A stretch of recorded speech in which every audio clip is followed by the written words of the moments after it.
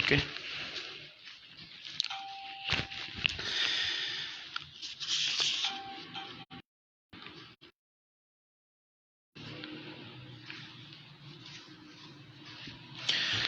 اعوذ باللہ من الشیطان الرجیم. بسم اللہ الرحمن الرحیم. مثلهم كمثل الذي استوقد نارا فلما أضاءت ما حوله ذهب الله بنورهم وتركهم في ظلمات لا يبصرون صم بكم عمي فهم لا يرجعون أو كصيب من السماء فيه ظلمات ورعد وبرق يجعلون أصابعهم في آذانهم من الصواعق حذر الموت والله محيط بالكافرين. أعوذ بالله من الشيطان الرجيم. يا أيها الناس اعبدوا ربكم الذي خلقكم والذين من قبلكم لعلكم تتقون. صدق الله العظيم. اللهم صل على محمد وعلى آل محمد كما صليت على إبراهيم وعلى آل إبراهيم إنك حميد مجيد. اللهم بارك على محمد وعلى آل محمد كما باركت على إبراهيم وعلى آل إبراهيم إنك حميد مجيد. اے اللہ، حضور نبی کریم صلی اللہ علیہ وآلہ وسلم پر رحمتوں کا مزید نزول فرما، اور اے اللہ حضور نبی کریم صلی اللہ علیہ وآلہ وسلم کے صحابہ پر، ان پر ایمان لانے والے اولیاء پر یا میرے مالک اپنی رحمتوں کا نزول فرما.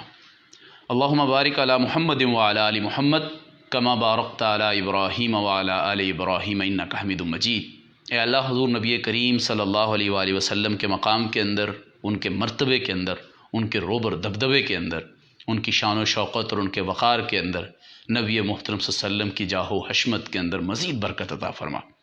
اور اے اللہ حضور نبی کریم صلی اللہ علیہ وآلہ وسلم پر ایمان لانے والی اس امت کے ایمان کے اندر، اس امت کے تقوی کے اندر، اس امت کی حلم، بردباری، اخلاص دین، شوق جد و جہد، شوق جہاد اور شہادت کے اندر برکت عطا فرما. انک حمید مجید. بے شک تو ہی بزرگی والا ہے اور تو ہی عظمتوں والا ہے. نہایت ہی قابل صد احترام سامعین گرامی قدر، آج ہم نے سورہ بقرہ کی جو پہلے 2 رکوع تھے اس کی 2 آیات ہم سے رہ گئی تھی، 3 آیات کل وقت کی تنگی کی وجہ سے. آج انشاءاللہ العزیز ہم اس کا احاطہ کریں گے، اور اس کے بعد انشاءاللہ العزیز اگلا جو رکوع ہے انشاءاللہ ہم اس کی طرف بڑھیں گے. کل ہم جب پڑھ رہے تھے تو ہماری بات یہاں تک پہنچی تھی کہ یہ بڑی ہی بزنس مینٹیلٹی ہوتی ہے کہ جو نظریات کے معاملے کے اندر بھی صرف فائدہ دیکھتی ہے، اور اصول قربان کرنا پڑے تو بھلے کر دیتے ہیں، نظریات قربان کرنا پڑے تو بھلے کر دیتے ہیں، روایات قربان کرنی پڑے تو بھلے کر دیتے ہیں، لیکن وہ دنیا دارانہ سوچ ہوتی ہے. ان کو صرف دنیا کے مفاد، دنیا کا پیسہ اور دنیا کی رہنائی اور دنیا کی ترقی عزیز ہوتی ہے. تو ایسی سوچ بڑی ہی قابل رحم، قابل ترس سوچ ہوتی ہے کہ نہ خدا ہی ملا، نہ وصال صنم، نہ ادھر کے رہے نہ ادھر کے رہے، کہ ایسے لوگ اور ان لوگوں کی ساری ڈیلنگز، ان کے تمام تر جو ایگریمنٹس ہوتے ہیں، ان کے معاہدات، ان کا لوگوں کے ساتھ اس بزنس مینٹیلٹی کے ساتھ اور بزنس اپروچ کے ساتھ، وہ دنیا کو بھی جو ہے وہ ایک جو ہے وہ خدا کی اس بستی کو بھی دکان سمجھ رہے ہوتے ہیں. جس طرح علامہ اقبال مرحوم نے فرمایا تھا کہ کھرا جسے تم سمجھ رہے ہو وہ اب ذرے کا معیار ہوگا، یہ خدا کی بستی جو دکان نہیں ہے. تو وہ بڑے قابل رحم لوگ ہوتے ہیں کہ جس کے بارے میں قرآن میں ارشاد فرمایا کہ اللہ تعالیٰ نے کہ فما ربحت تجارتهم وما كانوا مهتدين. نہ تو ان کی تجارت، اس طرح کی ڈیلنگز، اس طرح کا ان کی پالیسیاں،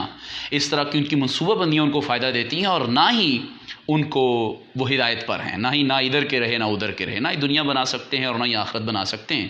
اور ہم نے کل اس ضمن کے اندر یہ بات آپ کی خدمت میں رکھی تھی کہ پاکستان اور امت مسلمہ کی مجموعی صورتحال، حتیٰ کہ پوری دنیا کی صورتحال آپ کو نظر آ رہی ہے. یہودی دنیا ہو جائے، عیسائی دنیا ہو جائے، اس وقت پوری دنیا جو ہے اس خوف اور ہراس کے اندر موجود ہے. ایک تشویش ہے جو کہ قوم کی دنیا کی جو ہے ذہنوں میں اس وقت موجود ہے کہ نہ یہ انسان آج کا دنیا بنا پا رہا ہے اور نہ ہی ہدایت پر ہے، نہ ہی یہ اپنی معاشرت سنوار پا رہا ہے، نہ ہی معیشت سنوار پا رہا ہے، نہ ہی رشتوں کے اندر میگنیٹ ہے، نہ. تو اسی لیے یہ دو راہے پہ کھڑا انسان. در حقیقت اس کی بنیادی وجہ کیا ہوتی ہے؟ اس طرح کی صورتحال سے دوچار ہو جانا، اس طرح کی پیتھیٹک کنڈیشن جو ہے اسے سفر کرنا. یہ در حقیقت اس کی بنیادی وجہ یہ ہوتی ہے کہ ایک انسان جو ہے وہ اپنے نظریات کے ساتھ نہیں ہوتا. وہ جانور منہ کی کھاتا ہے اور جو جانور در حقیقت بنیادی طور پہ اپنے کھونٹے سے کھل جاتا ہے اور آوارہ گرد اور ذہنی عیاشی اور فکری عیاشی کا شکار بن جاتا ہے، جو اپنے کھونٹے کے ساتھ بند کے اپنے آپ کو پابندی کے ساتھ اپنے کھونٹا نظریے کا نام ہے، اپنے کھونٹے کے ساتھ بندہ رہنے کے بعد اپنے گلے سے کلادے کو آزاد نہیں کرتا اور کسی خاص نظریے سے جڑا رہتا ہے، کسی خاص مالک کی جو ہے وفاداری کرتا ہے، تو وہ جانور پوری زندگی عزت پاتا ہے. تو اسی لیے جو پتھر در حقیقت بنیادی طور پر کسی اینٹ کا کسی دیوار کا جو اینٹ کسی دیوار کی زینت نہیں بنتی، جو اینٹ اور جو پتھر اور جو کنکر اپنے آپ کو اور اپنی ذات کو کسی کے حوالے نہیں کرتا، کسی دیوار کے حوالے نہیں کرتا، تو گویا کہ وہ پاؤں کی ٹھوکریں اس کی نصیب میں ہوتی ہیں. تو اسی لیے اللہ تعالیٰ نے کل فرمایا تھا فما ربحت تجارتہم، تو ایسے لوگوں کو ان کی تجارت جو ہے، ان کی بارگیننگ، ان کی ڈیلنگ فائدہ نہیں دیتی. اور آپ نے اچھی طرح جانتے ہیں کہ آپ کو اور مجھے اس وقت تک امت مسلمہ کو کون سی ڈیلنگ ہے جو فائدہ دے رہی ہے؟ کوئی ڈیلنگ ہمیں فائدہ نہیں دے رہی، کوئی فائدہ نہیں دے رہی، ہم بری طرح ڈسٹرب ہیں اس وقت. اس کے بعد پھر اللہ تبارک و تعالیٰ نے، چونکہ یہ منافقت کے بارے میں بات چل رہی ہے، یہاں سے ہمارا منافقت کا سبق، منافقت کے بارے میں جو اللہ تعالیٰ میں میچور کر رہا ہے اور امت مسلمہ کو بتا رہا ہے کہ یہودیوں کی اور بنی اسرائیلی قوم کی اور سابقہ قوموں کی سب سے بڑی جو ان کی پرابلم تھی، وہ پرابلم یہی تھی کہ وہ لوگ منافقانہ روش پر جو ہے وہ کاربند تھے. ان کا کوئی نظریہ زندگی نہیں تھا، وہ مفادات کے بندے تھے، اور وہ ایمان لانے والوں کے ساتھ جب ملتے تھے اور اللہ سے جب ملاقات کرتے تھے تو کہتے تھے کہ آمنا وَإِذَا خَلَوْا إِلَىٰ شَيَاطِينِهِمْ قَالُوا إِنَّمَا مَعَكُمْ نَحْنُ مُسْتَهْزِئُونَ، ہم تو صرف مذاق کر رہے تھے، ادروائز تو ہم آپ شیطانوں کے ساتھ ہیں، اپنے سرداروں کے ساتھ ہیں. تو یہ در حقیقت ایسے منافق لوگوں کا تذکرہ چل رہا ہے. ایک بات ذہن میں رکھنے کی ہے جو میں گفتگو کے پہلے آپ کی خدمت میں عرض کرنا چاہتا ہوں، اور امید آپ بہت دھیان سے اس بات کو سنیں گے کیونکہ اس بات کے اوپر ہماری پوری کی پوری گفتگو کی عمارت کھڑی ہوگی. یہ ذہن میں رکھیں کہ کافر اتنا پیچیدہ نہیں ہے، اسٹریٹ فارورڈ انکار کر دیتا ہے. کافر سے مراد عیسائی نہیں ہے، عیسائی کافر نہیں ہے. کافر اسے کہتے ہیں جو کسی الہامی کتاب پر ایمان نہیں لاتے. کافر اسے کہتے ہیں جو اللہ کو مانتے ہی نہیں ہیں سرے سے. کافر اتنا پیچیدہ نہیں ہے، ایتھسٹ جسے آپ کہہ سکتے ہیں، جو کہتا ہے میں کسی اللہ کو نہیں مانتا، میں کسی کتاب کو نہیں مانتا، میں یوم آخرت کو نہیں مانتا، وہ کافر ہے. لیکن جو کسی الہامی کتاب کو مانتا ہے وہ کافر نہیں ہے، وہ در حقیقت بنیادی طور پہ کیا ہے؟ وہ منافق ہے، وہ گمراہ ہے. کہ اگر وہ اللہ کی کسی الہامی کتاب کو مانے اور اس پر عمل نہ کرے اور اس کے اندر تبدیلیاں لے آئے، ترمیم لے آئے، بہرحال ایک علیحدہ سے ایک بحث ہے. ایک بات ذہن میں رکھنی ہے کہ مسلمان جو ڈیووٹڈ مسلمان ہوتا ہے، جس کا تذکرہ پہلی 5 آیات میں گزرا تھا، اولئک علی ھدی من ربہم واولئک ھم المفلحون تک، یہ بڑے کھلے لوگ ہوتے ہیں، کھلی کتاب کی طرح مسلمان ہوتے ہیں، ڈیووٹڈ لوگ ہوتے ہیں، جس طرح انبیاء تھے، صدیقین تھے، شہداء تھے، صحابہ تھے. دوسری کیٹیگری ان لوگوں کی ہوتی ہے جنہیں کفار کہا جاتا ہے. وہ بھی اسٹریٹ فارورڈ آپ کے ساتھ ڈفرینس آف اوپینین میں آ جاتے ہیں، آپ کے سلوشن کو نیگیٹ کر دیتے ہیں، آپ کے پیش کردہ حل کو نہیں مانتے اور انکار کر دیتے ہیں. یہ جو تیسری کیٹیگری ہوتی ہے، تیسرا رویہ، پہلے 2 رویے تو بڑے صاف ہوتے ہیں، یہی وہ بیہیویئرل سٹڈی ہے جس کی بنیاد اللہ تعالیٰ نے شروع میں رکھ دی. تیسری طرح کے لوگ وہ ہوتے ہیں کہ جن کو ہم منافق کہتے ہیں، ہپوکریسی جسے کہتے ہیں، ہپوکریٹک ایٹیچیوڈ جسے کہتے ہیں. آپ کہہ سکتے ہیں کہ دا موسٹ کمپلیکیٹڈ ایٹیچیوڈ، سب سے کمپلیکیٹڈ اور سب سے پیچیدہ لوگ جو ہیں، یا پیچیدہ رویہ جو ہوتا ہے، نہ سمجھ آنے والا رویہ، وہ رویہ منافقت کا رویہ ہوتا ہے. پہلی بات تو یہ. اسی لیے اللہ تعالیٰ نے مسلمانوں کا جو تذکرہ ہے وہ 5 آیات میں صرف کیا. 5 آیات میں ان کے ٹریٹس، ان کی کوالٹیز، ان کی خوبیاں، ان کی صفات بتا دی، اور کفار کا ذکر 2 آیات کے اندر کر دیا، وہ بھی سیدھے کھلے انکار کرنے والے لوگ ہوتے ہیں. لیکن منافقت کو ذکر کرنے کے لیے اللہ تبارک و تعالیٰ نے، اس کی پیچیدگی کو ذکر کرنے کے لیے اللہ تبارک و تعالیٰ نے مختلف انداز میں بات سمجھانے کی کوشش کی ہے. اب منافقت کو سمجھاتے ہوئے ان کا کوڈ آف کنڈکٹ، ان کا طریقہ واردات، ان کا اسلوب، ان کا دایاں دکھا کے بایاں مارنا، سارا بتانے کے بعد اللہ تبارک و تعالیٰ مزید مثال ایک لے کر آ رہے ہیں کہ مثال کے ذریعے ذرا منافق قوم اور منافقین کا ذرا طرز عمل جانیے کہ مزید اس کی کمپلیکیشن اور اس کی پیچیدگیوں کو سمجھنے کے لیے اللہ تعالیٰ نے ایک مثال پیش کی. اور مثال میں فرمایا مثلهم كمثل الذي استوقد نارا فلما اضاءت ما حوله ذهب الله بنورهم وتركهم في ظلمات لا يبصرون. ان کی مثال ایسی ہے، ان منافقین کی مثال اور منافق قوموں کی مثال ایسی ہوتی ہے کہ یہ اپنی زندگی کے کرائسز اور ان کے بحرانوں کے بارے میں، اپنی زندگی کی مشکلات کے بارے میں، اپنے انفرادی اور اجتماعی مسائل کے بارے میں رونا روتے ہیں، احتجاج کرتے ہیں، ہر وقت کوستے رہتے ہیں، دعاؤں اور مناجاتوں میں مانگتے ہیں کہ یا میرے مالک بڑی تاریکی ہے، بڑا اندھیرا ہے، بڑی بحرانی کیفیت ہے، بڑی مشکلات سے دوچار ہیں، مسائل نے ہمیں گھیر لیا ہوا ہے، یا اللہ تو ہماری مدد فرما. یہ روتے ہیں، رونا روتے ہیں. اس طرح کی مشکلات اور مسائل کے جب شکار ہوتے ہیں تو یہ رونا روتے ہیں، یہ مناجات بھی کرتے ہیں، دعائیں بھی کرتے ہیں. لیکن اللہ نے فرمایا یہ تمام مشکلات اور تمام مصیبتوں کے دوران رونا روتے ضرور ہیں، یہ مصیبتوں کا حل مانگتے ضرور ہیں، لیکن جب ان کے سامنے تاریکی کے اندر، ان کی تاریک زندگی کو روشن کرنے کے لیے کوئی روشنی روشن کرتا ہے، کوئی روشنی جو ہے اور کوئی موم بتی اور چراغ اور کوئی دیا روشن کرتا ہے، تو یہ لوگ اس دیے کے اندر اپنی خامیاں نظر آنے کی وجہ سے ان کی روشنی چلی جاتی ہے، ان کی آنکھیں بند ہو جاتی ہیں، ان کی آنکھیں چندھا جاتی ہیں. یہ لوگ دیکھنا نہیں چاہتے ان سلوشنز کو، ان مسائل کے حل کو کہ جو اللہ تبارک و تعالیٰ یا اللہ تعالیٰ کے برگزیدہ بندے اور انبیاء جو ہے لوگوں کو حل پیش کرتے ہیں. یہ امت مسلمہ کا بھی اس وقت یہی مسئلہ ہے کہ امت مسلمہ گلے تک اور ناک تک مسائل کا شکار ہے. معاشرتی مسائل ہیں، خانگی مسائل ہیں، آپ کی سیوک ایشوز ہیں، آپ کے سوشل ایشوز ہیں، آپ کے معاشی مسائل ہیں، اکنامیکل ایشوز ہیں، آپ کے امن کا مسئلہ ہے، آپ کی عزت اور وقار کا مسئلہ ہے،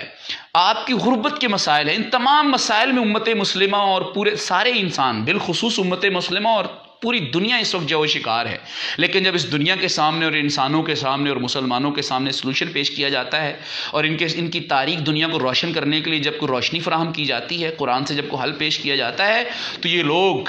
اس روشنی کے اندر آنکھیں بند کر لیتے ہیں. اس کی وجہ بنیادی طور پہ کیا ہے؟ آنکھیں اس لیے بند کرتے ہیں کہ ان کو اس روشنی کے اندر اپنے مفادات کی موت نظر آ رہی ہوتی ہے، اپنی سیاسی موت نظر آ رہی ہوتی ہے، ان کو اپنی معاشرتی اور معاشی موت نظر آ رہی ہوتی ہے. ان کو یہ ڈر نظر آتا ہے کہ اگر اس سولوشن کے اوپر اور اس پیش کردہ حل کے اوپر عمل کیا گیا تو ہم سیاسی طور پہ کہاں کھڑے ہوں گے، ہم معاشی طور پہ کہاں کھڑے ہوں گے، ہم معاشرتی طور پہ کہاں کھڑے ہوں گے، ہمارا سٹیٹس کیا ہوگا، ہماری کریڈیبلٹی کیا ہوگی کل کو. ہم تو حیثیت نہیں رکھتے، ہم تو دفعہ 62 اور 63 بھی پورا نہیں اترتے، ہم کل کو کیا کریں گے. تو اسی لیے اللہ تبارک و تعالیٰ نے فرمایا، اس کو اب آپ خود سمجھ جائیں گے کہ مثلهم كمثل الذي استوقد نارا. ان منافقین کی مثال یا ان کی منافقت کو سمجھنے کے لیے اور منافق قوموں کی منافقت کو سمجھنے کے لیے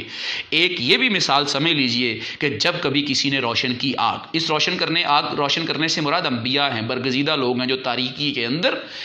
رشد و ہدایت کے چراغ روشن کرتے ہیں. اس سے مراد وہ ہے کہ جب کسی نے ان کے لیے روشن آگ کی، فلما اضاءت ما حوله، جب اس روشنی نے ان کا ارد گرد منور کر دیا، روشن کر دیا، ذهب الله بنورهم وتركهم في ظلمات لا يبصرون، تو ان کے ارد گرد ان کی تاریکی ان کی روشنی چلی جاتی ہے اور وہ جو ہے یہ دوبارہ تاریکی کے اندر چلے جاتے ہیں. لا یبصرون، دیکھ نہیں سکتے، یہ دیکھ نہیں سکتے، دیکھنے کی پوزیشن میں نہیں. اس کا کیا مطلب ہے؟ کہ بایولوجیکل ان کی آنکھیں اور واقعتاً کیا طبی اعتبار سے جسمانی طور پر ان کی آنکھیں کیا دیکھنا بند کر دیتی ہیں؟ دیکھنے سے مراد یہ کہ ان کو حق نظر نہیں آتا. پھر یہ کہتے ہیں اچھا ابھی بھی دیکھ لیں، ٹی وی کے اوپر کوئی حل پیش کیا جاتا ہے، کرائسس کے بارے میں کوئی اس کو ڈیل کرنے، اس صورتحال سے ٹیکل کرنے، اس کو ایڈریس کرنے کی جب بات قرآن و حدیث کی روشنی میں بات کی جاتی ہے تو فوراً سے کانوں کے اندر انگلیاں ٹھونس لیتے ہیں، کہتے ہیں اٹس آؤٹ ڈیٹڈ، یہ ممکن نہیں ہے، کوئی حل پیش کیجیے، دنیا گلوبل ولیج بن گئی ہے، اسکینڈینیوین کنٹریز نے ترقی کیسے کی ہے. یعنی گویا کہ یہ منافقت ہوتی ہے. یہ میں لاسٹ ٹائم میں کنکلوژن کر رہا ہوں. منافقت یہ ہوتی ہے کہ ایک مریض اپنی بیماری کا رونا تو روئے، اس مثال سے آپ سمجھ جائیں گے. ایک مریض اپنی بیماری کا رونا تو روئے، لیکن جب بیماری کے لیے اور اس کے علاج کے لیے اور اسے صحت یابی، اس کو صحت سے جو ہے وہ کامران کرنے کے لیے، ہمکنار کرنے کے لیے جب کسی ماہر ڈاکٹر کے پاس لے جایا جائے اور ماہر ڈاکٹر ان کے سامنے جب کوئی نسخہ، کوئی اس کے لیے کوئی علاج جو ہے پرسکرائب کرے اور علاج تجویز کرے، تو وہ صاحب نسخے کو ماننے کی بجائے، کیونکہ اسے پتہ ہے کہ اب میٹھا چھوڑنا پڑے گا، اب اسپائسی چھوڑنا پڑے گا، زبان کے چسکے چھوڑنے پڑیں گے، تو وہ پھر آنکھیں بند کر لے کہ میں اس نسخے پہ عمل نہیں کرنا چاہتا، تو ایسے مریض کو کیا شفا مل سکتی ہے؟ تو اللہ تعالیٰ یہاں یہی سمجھانا چاہتے ہیں کہ اے امت محمدی اور اے حضور نبی کریم صلی اللہ علیہ وسلم، بنی اسرائیلی قوم کے تباہ ہونے کی بنیادی وجہ ایک یہ بھی تھی کہ وہ لوگ مسائل کا شکار تھے اور مسائل کا حل چاہتے تھے، لیکن عملاً جب ان کے سامنے مسائل کا حل پیش کیا جاتا اور ان کی تاریک زندگی کو روشن کرنے کے لیے انبیاء اور برگزیدہ ہستیاں جب کچھ چراغ روشن کرتی تو وہ روشنی ان کو فائدہ دینے کی بجائے مزید وہ اپنی آنکھیں بند کر لیتے، کیونکہ وہ در حقیقت اس روشنی کے اندر اپنی زندگی اس لیے نہیں جینا چاہتے تھے، اور اس وقت کا مفاد پرست طبقہ اس لیے اس روشنی کے ساتھ زندگی نہیں جینا چاہتا تھا کیونکہ ان کو پتا تھا کہ اگر اس سلوشن پر عمل کیا گیا تو ہماری دکانداری بند ہو جائے گی۔ تو پھر اللہ نے فرمایا سم بکم عمی فہم لا یرجون، یہ اندھے بہرے گونگے ہیں اور اسی کیفیت کے اندر رہیں گے اور لوٹائے نہیں جائیں گے۔ اس کا مطلب کیا ہوا؟ یہ دھمکی ہے، یہ تھریٹ ہے۔ اس کا مطلب یہ ہوا کہ جب تک یہ رویہ رہے گا، مسائل کا رونا روتے ہیں لیکن مسائل کے سلوشن پر عمل نہیں کرتے، مسائل کا رونا روتے ہیں اور اللہ تعالیٰ اس کا حل پیش کرتا ہے، دعائیں مانگتے ہیں یا اللہ ہمارے یہ مسائل حل کر دے، لیکن اگر دعاؤں میں جو ہمارے پیش کیے ہوئے مسائل ہیں اللہ کی بارگاہ کے اندر ان کا حل پیش کیا جاتا ہے تو پھر یہ اس سے فائدہ نہیں حاصل کرتے، قرآن مجید سے فائدہ نہیں حاصل کرتے، حدیث سے فائدہ حاصل نہیں کرتے، تو اس کا نقصان کیا ہوتا ہے؟ سیرت طیبہ سے فائدہ حاصل نہیں کرتے تو اس کا نقصان یہ ہوتا ہے کہ اللہ نے فرمایا کہ ایسی منافقانہ روش، ایسا ڈبل سٹینڈرڈ رکھنے والے لوگ، ایسے منافق روش پر چلنے والے لوگ کبھی بھی اپنی حالت کو نہیں بدل سکتے، فہم لا یرجون، وہ اس کیفیت سے نہیں لوٹیں گے۔ پھر آگے اللہ تعالیٰ نے دوسری مثال دی، کہا او کصیب، منافقت کو سمجھایا جا رہا ہے، منافقانہ طرز زندگی اور روش کو سمجھایا جا رہا ہے کہ اللہ تعالیٰ کہہ رہا ہے او کصیب من السماء فیہ ظلمات ورعد وبرق، یا ایک اور مثال سے اللہ تعالیٰ کہتا ہے سمجھ لیجئے منافقانہ طرز زندگی کو۔ وہ مثال یہ ہے کہ جیسے آسمان سے مستدر بارش اترے اور اس بارش کے اندر لامحالہ کچھ گرج چمک، کچھ روشنی، کچھ بجلی سب کچھ موجود ہوگا۔ وہ آسمان سے اترنے والی بارش جو ہے اس کا عمومی تصور اور تاثر تو رحمت ہی ہوتا ہے۔ رحمت کی بارش سے مراد یہاں دین اسلام ہے، اسلام کی رہنمائی ہے، نبی محترم صلی اللہ علیہ وسلم کی قیادت کے اندر اور انبیاء کی قیادت میں رہنمائی ہے بارش سے مراد۔ آسمان سے بارش اترے تو یجعلون اصابعهم فی آذانهم من الصواعق حذر الموت، تو یہ اپنے کانوں کے اندر انگلیاں ٹھونس لیتے ہیں۔ یہ اسلام کا پیش کردہ حل نہیں سننا چاہتے، یہ قرآن کی آیت نہیں سننا چاہتے، انگلیاں ٹھونس لیتے ہیں۔ حالانکہ انگلیاں تو کوئی نہیں ٹھونستا، انگلیاں کو تو پورے کا بھی میرے خیال میں کوئی 1/3 حصہ انسان کانوں میں ٹھونستا ہے۔ تو اللہ نے کیا فرمایا ہے کہ ان کی اسلام سے اور اسلام کے پیش کردہ حل اور سلوشن سے نفرت کی اور الرجی کی حالت یہ ہے، شدت یہ ان کے بیماری کی شدت یہ ہے کہ یہ اس قرآنی سلوشن کو سننا ہی نہیں چاہتے، اور یہ اتنی شدت سے نفرت کرتے ہیں یا اس سے منہ موڑتے ہیں کہ گویا کہ ان کے بس میں نہیں ہے کہ یہ پوری انگلیاں ٹھونس لیں، آج بھی دیکھ لیں، آج بھی یہ پچھلی 20-22 سال ہم نے دہشت گردی کو بھگتا ہے اور امن کے مسائل کو بھگتا ہے، اور اللہ تبارک و تعالیٰ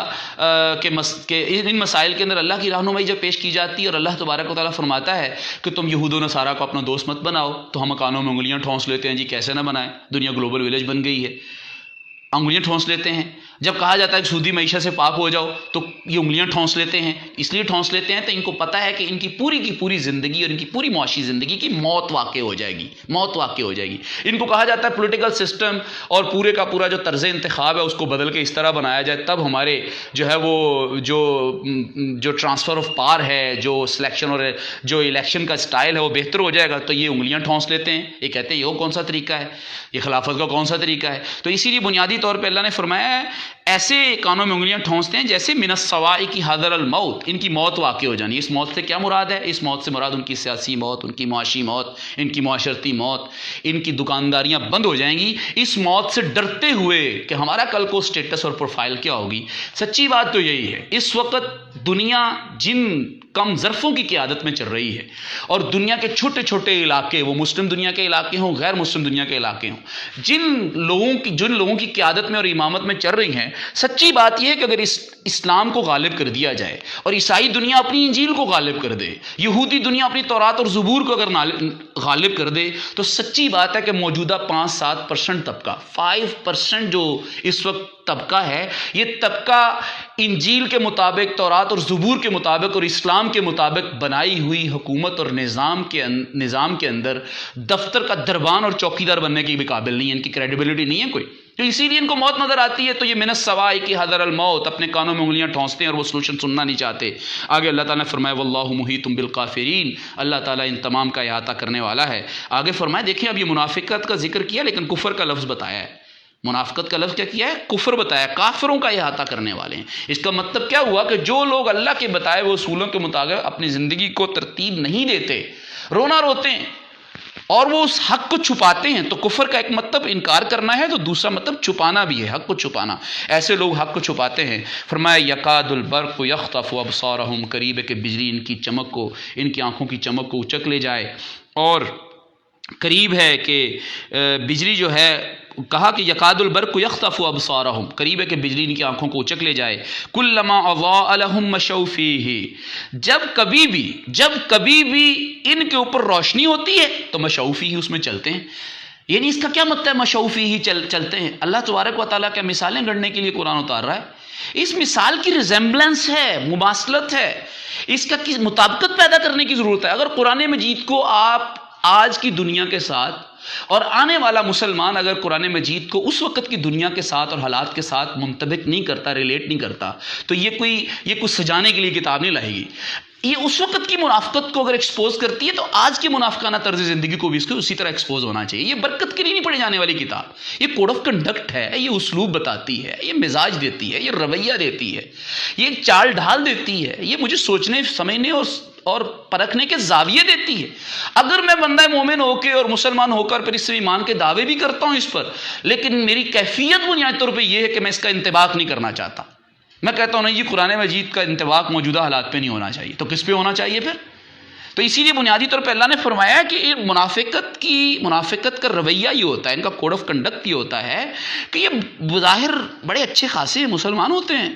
ہر دور میں مسلمان ہوتے ہیں، لیکن ان کی کیفیت یہ ہوتی ہے کہ جب ان کے سامنے سلوشن پیش کیا جاتا ہے تو اگر تو فائدہ نظر آ رہا ہو، اگر تو روشنی نظر آ رہی ہو، اگر فائدہ نظر آ رہا ہے کہ یہ بات اسلام کی مان لی جائے، فائدہ ہے، تو مشوا فیہ اس میں چلتے ہیں، یعنی گویا کہ اس کا ساتھ ہو جاتے ہیں. ابھی بھی دیکھ لیں، ابھی بنیادی طور پہ دیکھ لیں کہ 72 سالوں سے اور اوور آل پوری دنیا کے اندر جب کبھی بھی موجودہ غالب طبقے کو، موجودہ سے مراد اس 2 4 5 سال کے غالب طبقے نہیں، مجموعی طور پہ اس وقت جو 1.5 2 صدیوں سے حکومت چل رہی ہے پوری دنیا پر، ان کو جب کبھی بھی اپنے اپنے علاقوں کے اندر اپنے مذہب کے ماننے والوں کے اوپر اپنی کوئی پالیسی غالب کرنی ہوتی ہے تو فوراً سے قرآن کا اور انجیل اور زبور اور تورات کا سہارا لیتے ہیں، فوراً سے پوپ بھی جاگ جاتے ہیں اور ڈھونڈتے ہیں ان کو. تو اسی لیے جب فائدہ حاصل ہونا ہوتا ہے تو اسلام سے فائدہ اٹھانے کی کوشش کرتے ہیں، لیکن مجموعی طور پہ اسلام اور تورات اور زبور اور انجیل جو سسپینڈڈ ہے. سودی معیشت ہے، لیکن کرونا کے لیے گھروں میں رکنا ضروری ہے. ویسے میں اس سے اختلاف نہیں کر رہا، وہ قرآن سے ثابت کریں گے، وہ حدیث سے ثابت کریں گے. اسی لیے بنیادی طور پہ اللہ تبارک و تعالیٰ نے کہا جب کبھی ان کو اپنے فائدے کی بات نظر آتی ہے تو مشوا فیہ اس میں چلتے ہیں. وَإِذَا أَظْلَمَ عَلَيْهِمْ قَامُوا، میٹیریلسٹک مائنڈ سیٹ ہے، نہایت ہی گھٹیا سوچ، مفاد پرستانہ سوچ. یہ اپرچونسٹ ہوتے ہیں، یہ مفاد پرست لوگ، موقع پرست لوگ ہوتے ہیں. جو ہی موقع نظر آیا فائدے کا تو آگے کھڑے ہو گئے، نعرے لگانے لگ گئے. جو ہی نقصان نظر آیا تو کیا کر دیا، یعنی اب تاریکی نظر آیا کہ اب سب کچھ بلینک آؤٹ ہوا ہے، کوئی چیز نظر نہیں آ رہی، فائدہ نہیں نظر آ رہا، تو فوراً نعرے، نظریے، پارٹی وارٹی سب بدل دی. تو کہا وَلَوْ شَاءَ اللَّهُ لَذَهَبَ بِسَمْعِهِمْ، اگر اللہ تعالیٰ چاہتا تو ان کی سماعتوں کو اور ان کی بصارتوں کو چھین لے جاتا. میں نے کل بھی آپ کی خدمت میں عرض کیا تھا کہ قوموں کے عروج و زوال کے اندر ان کی قوت گویائی، قوت جو دیکھنے کی قوت ہے، دیکھنے کی قوت اور سننے کی قوت، یہ جو ہے یہ قوت بہت امپورٹنٹ ہے. یعنی میڈیا کہہ لیں اسے، آپ اسے ایجوکیشن کہہ لیں. آپ قوموں کی زندگی کے اندر ایجوکیشن، قوموں کی زندگی کے اندر میڈیا بہت امپورٹنٹ رول پلے کرتا ہے. قوموں کی تشکیل، ان کی بناوٹ، ان کی پروگرس، ان کی ترقی، ان کی بقا کے اندر، ان کے استحکام، ان کی اسٹیبلٹی کے اندر بہت بنیادی کردار ادا کرتا ہے. اسی لیے جان بوجھ کر قوموں کی زندگی کے اندر کچھ 2 4 5% لوگ ان کی آنکھوں اور ان کے کانوں کے ذریعے سے غلط غذا جو ہے وہ دل تک پہنچاتے ہیں اور دماغ تک غلط غذا پہنچاتے ہیں، ان کو ہاسٹیج کیا ہوتا ہے، ڈیٹین کیا ہوتا ہے. تو اللہ تعالیٰ نے یہاں فرمایا کہ جن آنکھوں اور کانوں کو یہ استعمال میں لاتے ہوئے اس انداز کے اور ان کا منافقانہ استعمال استعمال کرتے ہیں اللہ تعالیٰ اچک لے سکتا تھا. ان اللہ علی کل شیء قدیر، بے شک اللہ تبارک و تعالیٰ ہر چیز پر قادر ہے کہ وہ ان کی ان آنکھوں اور کانوں کو کیا کر لے. یہ کل کا ہمارا موضوع تھا. آج کا ہمارا موضوع جو ہے وہ بڑا دلچسپ موضوع ہے، اور یقیناً قرآن مجید تو ہے ہی دلچسپ کتاب، بصورت شرط یہ ہے کہ اس کو دلچسپی کے ساتھ پڑھا جائے اور اس سے کچھ حاصل کرنے کی کوشش کی جائے. دیکھیں اللہ تبارک و تعالیٰ نے آگے تینوں طرح کے رویوں کا ذکر کر دیا. پہلا رویہ مخلصین کا ذکر کیا جو سورہ بقرہ کے ابتدا سے لے کر اس کی 5 آیات تک تھا. پھر 2 آیات کے اندر اللہ تعالیٰ نے دوسرا رویہ اختیار کیا جو کمپلیٹلی مجھے اور آپ کو نگیٹ کرتے ہیں، ڈائریکٹلی ڈفر کر دیتے ہیں، کہتے ہیں ہم نہیں مانتے، جو آپ نے ہمیں حل پیش کیا ہم نہیں مانتے، جو سلوشن آپ نے پیش کیا ہے میں اس سے ایگری نہیں کرتا. یہ دوسرا رویہ کفار کا رویہ ہوتا ہے. تیسرا رویہ منافقانہ طرز زندگی، منافقانہ طرز عمل، منافقانہ جو ہے وہ کوڈ آف کنڈکٹ ہوتا ہے. وہ اللہ تبارک و تعالیٰ نے اس پہ پورا رکوع لگا دیا. وَمِنَ النَّاسِ مَن يَقُولُ سے شروع کیا اور یہاں تک لایا اللہ تعالیٰ نے ان اللہ علی کل شیء قدیر. یعنی اللہ تبارک و تعالیٰ نے آیت نمبر 8 سے لے کر آیت نمبر 20 تک اللہ تبارک و تعالیٰ نے در حقیقت بنیادی طور پہ منافقانہ طرز زندگی کو اس کی ڈیفینیشن بھی کی، اس کی بایوگرافی بھی بتائی، اس کو اللہ تعالیٰ نے ایگزامپلیفائی بھی کیا، اس کی ریزمپلنس بھی پیدا کی اللہ تبارک و تعالیٰ نے. اتنی پیچیدہ صورتحال ہوتی ہے. میں اس میں ایک بات کرنا چاہتا ہوں کیونکہ ہم 3 رویوں کی جو رویہ جاتی مطالعہ تھا اس کو ہم کنکلیوڈ کر رہے ہیں، ختم کر رہے ہیں. تو میں ایک بات آپ کی خدمت میں عرض کرنا چاہتا ہوں. یہ بڑی حیران کن بات ہے کہ منافقانہ طرز زندگی اور منافقت کا تعلق کفر کی دنیا سے نہیں ہوتا، یہ ایمان لانے والے اور مسلمانوں کی دنیا سے ہوتا ہے. نمبر 1. دوسری بات ایمان لانے والوں کی دنیا سے ہوتا ہے، ایمان لانے والوں کی. اللہ تعالیٰ یہ جن کا ذکر کر رہا ہے یہ وہ لوگ ہیں جو اپنے اپنے دور کے اندر اپنی کتابوں پر ایمان لائے ہوئے لوگ تھے، ان کے رویے تھے. یہ ایک بات تو یہ کہ منافقت کا اور منافقانہ طرز زندگی کا تعلق مومنین کے طبقے سے ہے. مومنین جو زبانی جمع خرچ کے ذریعے سے اللہ تبارک و تعالیٰ کو خوش کرتے ہیں. نمبر 1. دوسری بات میں آپ کی خدمت میں عرض کرنا چاہتا ہوں، ایک لے مین کی منافقت، ایک فرد کی منافقت اور لے مین کی منافقت، یہ بڑی آسانی کے ساتھ پینٹ کر دیا جاتا ہے. جی دیکھیں جی قوم کی حالت ہی کوئی نہیں ہے، جی دیکھیں جی قوم ہی در حقیقت جو ہے وہ بددیانت ہے، کرپٹ ہے. یہ ذہن میں رکھیں کہ ایک لے مین کی جو منافقت ہے اور ایک لے مین کا جو ہپوکریٹک سٹائل ہے وہ نقصان نہیں پہنچاتا، جبکہ اس قوم کے صاحب اقتدار اور صاحب حل و عقد اور اتھارٹیز جن کے پاس اختیارات ہیں، جنہوں نے قوم کے لیے پالیسیز بنانی ہیں، یہ ان کا منافق ہو جانا اور ان کا منافقانہ طرز زندگی اختیار کرنا در حقیقت نقصان پہنچاتا ہے. بنی اسرائیلی قوم کی تباہی اور پچھلی قوموں کی تباہی کیا ان کے خانچہ فروشوں کی وجہ سے تھی؟ بنی اسرائیلی قوم اور یہودیوں کی تباہی کی بنیادی وجہ کیا ان کے ریڑی بانوں کی وجہ سے تھی؟ کیا ان کے تندورچی کی وجہ سے ہوئی تھی، ان کی منافقت کی وجہ سے ہوئی تھی، یا اس قوم کے منافق انٹلیکچوئلز اور منافق جو غالب طبقہ تھا، جو اتھارٹیٹو تھا، جو پالیسی میکرز تھے، منصوبہ ساز ادارے اور منصوبہ ساز لوگ، ان کی وجہ سے ہوئی تھی. اسی لیے منافقت کا تعلق مسلمان معاشروں سے ہے. نمبر 1. نمبر دوسری بات یہ ہے کہ منافقت اتھارٹیز کی خطرناک ہوتی ہے. وہ منافقت انٹلیکچوئل لیول پہ ہو، علمی میدان کے اندر کی جائے، وہ منافقت انتظامی میدان کے اندر کی جائے، وہ منافقت بیوروکریٹک جو ہے وہ فیلڈ میں کی جائے، وہ منافقت پولیٹیکل میدان کے اندر کی جائے، کسی بھی میدان میں منافقت کی جائے، وہ منافقت قوموں کو لے ڈوبتی ہے. اسی لیے علامہ اقبال نے فرمایا، جس کا مفہوم میرے ذہن میں ہے، غالباً شاید شعر بھی میں سیدھا پڑھ پاؤں اس وقت حافظہ ساتھ نہیں دے رہا، کہ اللہ تبارک و علامہ اقبال نے فرمایا ہے کہ جو فطرت ہے وہ افراد سے اغماز کر لیتی ہے، افراد کی غلطیوں کو، اغماز کا مطلب ہوتا ہے معاف کر دیتی ہے، افراد اور انڈیویجولز کی غلطیوں کو معاف کر دیتی ہے، لیکن قوموں کی غلطیوں کو معاف نہیں کرتی. کولیکٹیو جو مسٹیکس کی جاتی ہیں، بلنڈرز کیے جاتے ہیں جو کولیکٹیو، 72 سالوں سے فرد کی غلطیاں نہیں ہیں. فرد در حقیقت اجتماعی نظام کے مرہون منت ہے. جیسی ریاست اور جیسا حکمران اور جیسی اتھارٹیز نظام تشکیل دیں گی، نظام تعلیم تشکیل دیں گی، بغاوت کے اندر اللہ کی بغاوت میں نظام معاشرت، تہذیب، تمدن، یہ جس طرح کا وہ تشکیل دے گی قوم وہی سیکھے گی. بچے اسکولوں میں جا کے وہی پڑھتے ہیں جو اوپر پالیسی ساز اور آپ کی منسٹری آف ایجوکیشن پڑھانا چاہتی ہے، وہی کتابیں پڑھتے ہیں، اور کیا پڑھ سکتے ہیں وہ بیچارے. اسی لیے بنیادی طور پر فرد کے اوپر الزام تراشی کی بجائے قوم کو سمجھدار بننا ہوگا.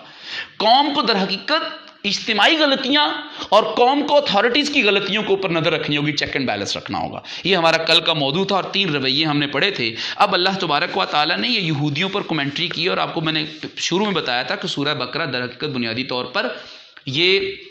اس کی کتاب مدینہ کے اندر اتری تھی، اور مدینہ کے اندر اس لیے اتری تھی کہ اللہ تبارک و تعالیٰ 2 مقاصد حل کرنا چاہتے تھے۔ ایک تو حضور نبی کریم صلی اللہ علیہ وسلم اور صحابہ کو اللہ تبارک و تعالیٰ اپنی خاص توفیل سے ایجوکیٹ کرنا چاہ رہے تھے کہ دیکھیں قومیں کیسے بنتی ہیں اور قوموں کو کیا خطرات لاحق ہوتے ہیں، اور تمہیں کن کن دائروں کے اندر خیال رکھنا ہے۔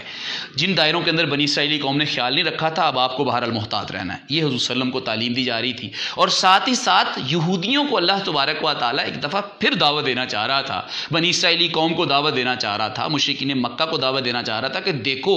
تمہارے سامنے اتمام حجت کے طور پہ سورہ بقرہ پھر نازل کر دی گئی ہے، اور اس کے اندر عمومی دعوت دی۔ اور اللہ تبارک و تعالیٰ نے فرمایا یا ایھا الناس اعبدوا، اے لوگو بندگی اختیار کرو، بندے بن جاؤ، جیسے ہم کہتے ہیں بندے بن جاؤ، بندے بن جاؤ، بندگی اختیار کرو، غلام بن جاؤ، غلامی اختیار کرو، غیر مشروط، ہمہ وقت، ہمہ پہلو، ہمہ گیر غلامی اختیار کرو۔ جزوی غلامی نہیں چاہیے مجھے، ہر دائرے کے اندر غلامی چاہیے، معیشت، معاشرت، تہذیب، تمدن، ثقافت، سیاست، امور خارجہ، امور داخلہ، آپ کی مقننہ، آپ کی لیجسلیشن، یہ جتنی ادارے ہیں سارے کے سارے، یہ سارے کے سارے، آپ کا تکڑی ترازو، آپ کی عدلیہ، سب بندگی اختیار کرو، سب کو اللہ کا بندہ بنا دو، سب کو اللہ کا بندہ بنا دو، اور کوئی لیم ایکسکیوز اور کوئی کسی قسم کا رف قسم کا ایکسکیوز اور بہانہ آپ کا قبول نہیں کیا جائے گا کہ دنیا گلوبل ولیج بن گئی ہے۔ تو فرمایا یا ایھا الناس اعبدوا، اے لوگو، اے انسانوں کی گروہ، اے گروہ انسانی، اعبدوا، بندگی اختیار کرو، ربکم، اپنے خالق کی۔ رب کا ہم نے وضاحت کی تھی شروع میں، الحمدللہ رب العالمین کے اندر رب کے لفظ کی، کہ رب ایک جامع ٹرم ہے۔ اللہ تعالیٰ نے یہاں اسی لفظ کو واسطہ بنا کر آپ کو بندگی اور مجھے بندگی کی، اور دنیا اور انسانوں کو، گروہ انسانی کو دعوت دی ہے کہ بندگی اختیار کرو اس رب کی، یعنی اس خالق کی جو کہ مالک بھی ہے، جو کہ حاکم بھی ہے، جو کہ نگہبان بھی ہے، کنٹرول رکھتا ہے، وہ چیک اینڈ بیلنس رکھتا ہے، اس کی بندگی اختیار کرو۔ کیوں کرو کہ الذی خلقکم، اس نے تمہیں پیدا کیا، والذین من قبلکم لعلکم تتقون، اور ان کو بھی پیدا کیا جو تم سے پہلے تمہارے آباء و اجداد ہیں، لعلکم تتقون، تاکہ تمہارے بچاؤ کی کچھ صورت پیدا ہو سکے۔ تقوی کا مطلب حلیہ نہیں ہے، تقوی کا مطلب پرہیزگاری ہے، تقوی کا مطلب سیلف سیکیورٹی ہے، تاکہ دنیا اور آخرت کے اندر تم ایک ایسی روش پہ چلنے کے قابل بن جاؤ، جو روش اور جو رویہ، جو ٹریک آپ کو دنیا میں بھی بچا سکے اور آخرت کے اندر بھی کیا کر سکے، ناکامی سے بچا سکے، تاکہ تمہارے بچاؤ کی کوئی صورت پیدا ہو سکے۔ اب یہاں پہ یہ بات سمجھنے کی ضرورت ہے جو میں آپ کی خدمت میں، ویسے جو میں نے اپنی پوسٹ کے اندر جو سوالات ہم نے آپ کے سامنے فلوٹ کیے تھے اور بھیجے ہیں، ان کے اندر ہم نے سب سے پہلی بات یہ کی ہے کہ دعوت بندگی، یعنی بندگی رب کی دعوت دیتے ہوئے ہمیں سماجی اخلاقیات کا خیال رکھنا کیوں ضروری ہے۔ سماجی اخلاقیات کیا ہوتے ہیں؟ سوشل ایتھکس، سیوک جو ایتھکس ہوتے ہیں، ہمارے جو معاشرتی رشتے ہیں، ہمارے جو بڑوں چھوٹوں کے ساتھ رشتے ہیں۔ اب یہاں پہ اللہ تبارک و تعالیٰ نے 2 باتیں اس آیت کے اندر، ویسے تو باتیں تو بہت زیادہ ہیں لیکن موضوع بہت محدود ہے، ایک لفظ کچھ بول رہا ہے، اب لیکن اللہ تعالیٰ خطاب کر رہے ہیں۔ دیکھیں نا جی، وزیر اعظم کا اور پریزیڈنٹ کا اور ان لوگوں کی جو خطاب ہوتے ہیں ان کا ایک لفظ بڑا اہم ہوتا ہے، تو اللہ تعالیٰ تمام گروہ انسانی کے ساتھ مخاطب ہونے جا رہے ہیں، اور ان کے الفاظ جو اس نے آیت میں لائے ہیں وہ الفاظ ایویں ہوں گے، بڑے جامع الفاظ ہیں، براڈ پرسپیکٹیو ہیں، وسیع المعانی، وسیع الجہت، ملٹی ڈائمینشنل ہیں۔ لیکن ہمیں اتنا وقت اس وقت درکار نہیں ہے کہ ہم ایک لفظ پہ بحث کریں، لیکن میں 2 باتیں بنیادی آپ کی خدمت پہ اس آیت کے حوالے سے رکھنا چاہتا ہوں۔ پہلی بات تو یہ ذہن میں رکھیں کہ بندگی رب، اسلام، قرآن، دین اسلام، یہ کسی کی ذاتی پراپرٹی نہیں ہے، ذاتی پراپرٹی نہیں ہے، کسی کی ذاتی میراث نہیں ہے، یہ کسی کی وراثت نہیں ہے کہ مسلمان یہ سمجھنے لگ جائیں، یا مسلمانوں میں سے کوئی طبقہ سمجھنے لگ جائے، یا مسلمانوں کا انٹلیکچوئل طبقہ سمجھنے لگ جائے، یا جو راہ ہدایت پر اور متقی طبقہ ہے وہ سمجھنے لگ جائے کہ جی، یا جو بالکل راہ راست میں وہ سمجھنے لگ جائیں کہ یہ تو ہماری ذاتی پراپرٹی ہے، اب اس پراپرٹی کے اندر کسی کو داخل نہیں ہونے دینا، مہر لگا دینی ہے۔ اللہ تعالیٰ امید کا چراغ نہیں بجھنے دے رہا۔ یہودیوں کی اور منافقین کی اتنی بری حالت اللہ تعالیٰ نے بیان کی ہے کہ ان کا کیا رویہ ہوتا ہے، کیا منافقانہ طرز زندگی ہے، اس کے باوجود اللہ تبارک و تعالیٰ ان کو انسان کی حیثیت سے ڈیل کرتا ہے اور ان کو کہتا ہے کہ دیکھو اگر تم اچھے مسلمان نہیں ہو تو انسان تو ہو نا، میری بندگی کرو۔ امید کا چراغ اللہ تعالیٰ گل نہیں ہونے دے رہا۔ تو میرا اور آپ کا رویہ کیا ہوتا ہے میرے اڑوس پڑوس کے ساتھ؟ میں تو اپنے ساتھ اپنے ڈفرینس آف اوپینین والے بندے کو برداشت نہیں کرتا، میں تو گمراہی کے فتوے لگا دیتا ہوں، میں دعوت کے دروازے بند کر دیتا ہوں۔ حالانکہ مارکیٹنگ کے اصولوں کے خلاف ہے یہ بات کہ آپ اگر کسی کے سامنے اپنی پروڈکٹ کو پیش کرنے گئے ہیں، آپ اس پروڈکٹ کو پیش کرنے گئے ہیں کسی کے سامنے، اگر وہ لینا نہیں چاہتا اور وہ آپ کے ساتھ مس بہیو کرتا ہے یا آپ کو اپنی دکان اور اپنی آفس کے دروازے سے باہر کر دیتا ہے، تو بھی آپ اس کے سامنے اپنا وزٹنگ کارڈ ضرور چھوڑ کے آئیں، سر تھینک یو، کوئی بات نہیں، اس وقت آپ بزی ہیں، بعد میں آ جاؤں گا۔ آپ اس کا جو ڈیو رسپیکٹ ہے وہ لازمی دیں، ڈیو رسپیکٹ لازمی دیں۔ اللہ نے یہاں پر ان لوگوں کو مذہبی ہونے کے اعتبار سے ڈیل نہیں کیا، مذہبی اعتبار سے اور دینی اعتبار سے تو وہ منافق تھے، جن کا ذکر پچھلے رویے میں ذکر کیا گیا ہے، کفار کا اور تمام انسانوں کا، اور اس میں لیکن اللہ تبارک و تعالیٰ نے ان کو مذہب اور دین کی تناظر میں نہیں ڈیل کیا۔ اب اللہ تعالیٰ نے ان کو جو ڈیو رسپیکٹ تھی وہ ضرور دیا، یا ایھا الناس، انسان ضرور اللہ تعالیٰ نے تسلیم کیا ان کو۔ اللہ نے کہا میں تمہیں اچھا مسلمان تسلیم نہیں کرتا، تم منافق ہو، لیکن انسان تسلیم کرتے ہوئے دوبارہ تمہارے لیے امید کا چراغ میں روشن کرتا ہوں، دیکھو بندے بن جاؤ، بندے بن جاؤ۔ کتنا اپنائیت اور پیار والا انداز ہے اللہ تعالیٰ کا۔ لیکن مجھے اس میں سے سبق کیا ملتا ہے کہ میں دین کو اپنی ذاتی پراپرٹی نہ سمجھوں، میں دعوت دوں تمام انسانوں کو دعوت دوں، لیکن اگر حالت میری یہ ہو کہ میں اپنے گھر میں بسنے والے اپنے بھائی کو، جب وہ دوسری اپوننٹ کسی گروہ سے اور اسکول آف تھاٹ سے تعلق رکھتا ہے، وہ امام حنیفہ کا ماننے والا ہے یا امام شافعی کا ماننے والا ہے، تو میں اس کو نفرت کی نگاہ سے دیکھتا ہوں۔ وہ رفع دین کرتا ہے، وہ رفع دین نہیں کرتا، وہ آمین کہتا ہے، وہ آمین نہیں کہتا، میں اس کے اوپر فتوے لگانا شروع کر دیتا ہوں، میں اپنی اولادوں کو روک دیتا ہوں کہ تم نے فلاں گھر میں نہیں جانا، فلاں جگہ پہ نماز نہیں ہوتی۔ اس طرح کا رویہ جو ہے وہ بنیادی طور پہ مناسب نہیں ہے، دین ذاتی پراپرٹی نہیں ہے، اور امید کا چراغ گل نہیں ہونا چاہیے۔ جب یہ ہوتا ہے، جب ایک انسان اتنا کنزرویٹو اور اتنا تنگ نظر ہو جاتا ہے، اتنا متعصب ہو جاتا ہے، اتنا بغض پالنا شروع کر دیتا ہے دوسروں کے بارے میں، اس انداز کی نیپوٹزم ہو جاتی ہے مذہبی بنیادوں کے اوپر، تو پھر اس کا نقصان کیا ہوتا ہے کہ پھر انسان اچھا داعی نہیں رہتا، پھر دعوت نہیں دے پاتا اتنی زیادہ، پھر انسان لوگوں کے لیے خیر کا باعث بننے کی بجائے لوگوں کے لیے نفرت کا مرکز بن جاتا ہے۔ تو اسی لیے اللہ تعالیٰ نے یہاں فرمایا، تعلیم دی کہ لوگوں کو عمومی دعوت دو اور بندگی کی دعوت دو، اور آگے اللہ تبارک و تعالیٰ نے دوسری بات بھی اس میں فرمائی ہے، وہ کیا بتائی ہے کہ سماجی اخلاقیات اور سیوک جو ہے، جو سیوک ایتھکس ہیں، ان کا بھرپور تمہیں کیا رکھنا ہے، خیال رکھنا ہے۔ اب اللہ نے فرمایا میں نے تمہیں بھی پیدا کیا، والذین من قبلکم لعلکم تتقون، اور تم سے پہلوں کو پیدا کیا۔ اب یہ جو دوسری بات میں آپ کی خدمت میں عرض کرنا چاہ رہا تھا وہ یہ ہے کہ اسلام کے اوپر ایک الزام لگتا ہے، اسلام پہ الزام لگتا ہے کہ اسلام دھونس اور دھاندلی، اسلام زور اور زبردستی، تیر اور تفنگ کی بنیاد پہ پھیلا ہے، اسلام تلوار کی بنیاد پہ خون ریزی کا مذہب ہے، اسلام نے زور و زبردستی کی ہے، اسلام بڑا کنزرویٹو ہے، اسلام لاجیکل مذہب نہیں ہے، اسلام جو ہے وہ کوئی منطقی انداز نہیں اختیار کرتا، جبکہ اللہ تبارک و تعالیٰ نے بندگی رب کی دعوت دیتے ہوئے ایسا منطقی انداز لاجیکل میتھڈ استعمال کیا ہے۔ اللہ تبارک و تعالیٰ نے کہا ہے کہ دیر آر مینی لاجکس، بہت زیادہ یہاں منطقی دلائل موجود ہیں کہ تم میری بندگی کیوں کرو گے۔ پہلی دلیل تو تمہاری اپنی ذات ہے جسے میں نے پیدا کیا ہے۔ آپ اندازہ کریں، میڈیکل کی بنیاد بھی رکھ دی، علوم طب کی بنیاد بھی رکھ دی اللہ تبارک و تعالیٰ نے، اور کہا والذین من قبلکم، جو تم سے پہلے تھے ان کو بھی پیدا کیا۔ اللہ تبارک و تعالیٰ نے انسانی تاریخ اور بایوگرافی کا جو علم ہے اس کا بھی اللہ تبارک و تعالیٰ نے کیا کر دی، بنیاد رکھ دی، علوم کی بنیاد بھی رکھی، اور اللہ تعالیٰ نے لاجکس بھی دے دی کہ تم میری بندگی کیوں کرو گے، کیونکہ میں نے تمہیں بھی پیدا کیا اور تم سے پہلے تمہارے آباء و اجداد کو بھی پیدا کیا۔ آگے اللہ تبارک و تعالیٰ فرمایا لعلکم، اسی لیے اسلام پہ الزام غلط ہے، ہمیں ڈیفینسو ہو کے ڈیل نہیں کرنا۔ اسلام جتنا براڈ پرسپیکٹو، اسلام جتنا جو ہے وہ لوگوں کو لیبرٹی دینے والا، لوگوں کے لبرل حقوق جو ان کا خیال رکھنے والا مذہب اسلام ہے۔ اسلام خیال رکھتا ہے، اسلام تو خیال رکھتا ہے کہ مسجد نبوی کے اندر بھی اگر کوئی غیر مسلم آ کے کچھ کر جاتا ہے اور وہ اپنی انسانی ضرورت پوری کرتا ہے تو حضور صلی اللہ علیہ وسلم صحابہ کو کہتے ہیں اسے کرنے دو ضرورت، اور پھر صاف کرو اور پھر بلاؤ اسے، اور پھر اسے سمجھایا جاتا ہے، اور سمجھایا بھی اسی کے الفاظ میں جاتا ہے کہ ہم اس مسجد کے اندر اسی رب کی عبادت کرتے ہیں جس رب کی تم عبادت کرتے ہو۔ کامن کنسنسس کریٹ کیے جاتے ہیں۔ تو اسی لیے بنیادی طور پہ اللہ تبارک و تعالیٰ نے فرمایا جس نے تمہیں پیدا کیا اور تم سے پہلے لوگوں کو پیدا کیا لعلکم تتقون، تاکہ تم پرہیزگار بنو۔ تو اسی لیے اللہ تعالیٰ نے یہاں منطقی انداز اور لاجیکل میتھڈ اختیار کیا۔ لاجیکل میتھڈ سب سے پہلے اللہ تعالیٰ نے انسان کی تخلیق سے استعمال کیا، اور پھر دوسری طرف کیا کہا الذی جعل لکم الارض فراشا، کہ وہ ہے اللہ کی تو وہ ذات ہے جس نے کس کو پیدا کیا ہے، زمین کو تمہارے لیے بچھونا بنایا، والسماء بناء، اور آسمان کو تمہارے لیے چھت بنایا، وانزل من السماء ماء، اور آسمان سے اس نے تمہارے لیے پانی اتارا، فاخرج به من الثمرات رزقا لکم، اور پھر اس سے تمہارے لیے کیا نکالے، پھل نکالے بطور رزق، فلا تجعلوا للہ اندادا وانتم تعلمون۔ اللہ نے کتنی لاجکس دی ہیں، ذرا غور کریں۔ اللہ تبارک و تعالیٰ نے میری بایولوجیکل اور میری جو ہے وہ بایولوجک بھی دی، اللہ تعالیٰ نے میری بایولوجک بھی دی کہ میں نے تمہیں بھی پیدا کیا ہے، تمہارے آباء و اجداد کو پیدا کیا ہے۔ پھر اللہ تعالیٰ نے ہسٹوریکل لاجک پیدا کی کہ تمہارے آباء و اجداد کو میں نے پیدا کیا ہے۔ پھر اللہ تبارک و تعالیٰ نے میری میٹیریلسٹک پوائنٹ آف ویو سے لاجک پیش کی کہ میری جو میٹیریلسٹک نیڈز ہیں، مثلاً زمین میری میٹیریلسٹک نیڈ ہے، اللہ تبارک و تعالیٰ نے آسمان کو پیدا کیا، اب اس کو اللہ تعالیٰ نے، پھر اللہ تعالیٰ نے میرے لیے پانی اور ساری جو چیزیں ضروریات ہیں، اللہ تعالیٰ نے ساری لاجکس پیدا کی کہ میں ان کو پیدا کرنے والا ہوں، میں ان کا کریٹر ہوں، تو اسی لیے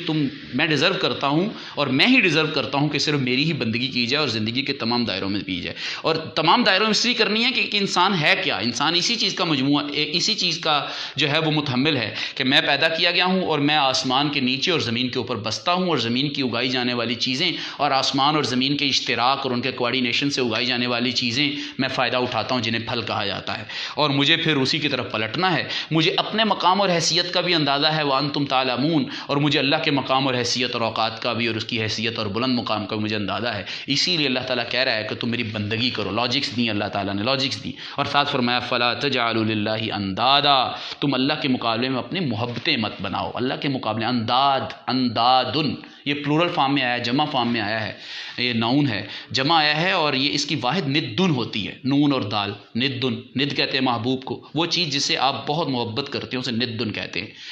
تو یہ انداد آیا ہے، انداد کا مطلب کیا ہے؟ محبوب نہ بناؤ۔ ایک انسان جو محبوب بناتا ہے، انسان کی خواہش اس کا محبوب ہوتی ہے۔ جو پچھلی چیزیں آئی ہیں نا ساری کی ساری، تمہاری ذات، تمہارے آباء و اجداد، آسمان اور زمین، اسی طرح پانی، اسی طرح پھل، روزی روٹی، یہ ساری اللہ تعالیٰ انسان کی جو ہے وہ محبوب بن جاتی ہیں۔ انسان کی اپنی ذاتی خواہشات محبوب بن جاتی ہیں اللہ کے مقابلے میں۔ اللہ کے مقابلے میں اس کے آباء و اجداد، اس کے رسومات اور رواج، ٹریڈیشنز اور کلچرز، سابقہ نظریات اور تجربات جو ہے وہ، کسٹمز جو ہیں وہ در حقیقت کیا بن جاتے ہیں؟ وہ محبوب بن جاتے ہیں اس اللہ کے مقابلے میں۔ اللہ تعالیٰ انسان کہتا ہے کہ میں تو اپنے بزرگوں کی روایات کو کیوں چھوڑ دوں جی، کیوں چھوڑ دوں؟ انا وجدنا علیہ آباءنا، میں نے تو انہی روایات اور اسی نظام کے اوپر، انہی رسومات کے اوپر میں نے اپنے آباء و اجداد کو پایا ہے، تو کیا اے نبی تیرے لیے اپنے آباء و اجداد کو چھوڑ دیا جائے، کسٹمز کو اختیار کرنا پرانے کو؟ تو اسی لیے یہ بھی محبوب بن جاتا ہے۔ اسی لیے زمین کا مثال دی اللہ نے، زمین بھی محبوب بن جاتی ہے۔ اسی طرح اللہ تبارک و تعالیٰ کے جو پھل ہیں، روزی روٹی ہے، یہ کمانے کے لیے انسان جو ہے وہ حرام اور حلال کی تمیز کھو دیتا ہے، اچھے اور برے کی تمیز کھو دیتا ہے۔ تو یہ بھی اسی لیے چاہے وہ برادری ہو، وہ کنبہ ہو، وہ قبیلہ ہو، وہ روایات ہوں، یہ ساری چیزیں جو اللہ کے مقابلے کے اندر کیا بن جاتی ہیں؟ وہ محبوب بن جاتی ہیں۔ اور اللہ کے مقابلے کے اندر اور اللہ کی مخالفت کے اندر اور اللہ کے حکم کے خلاف اور اس کی تعلیمات کے خلاف جو چیز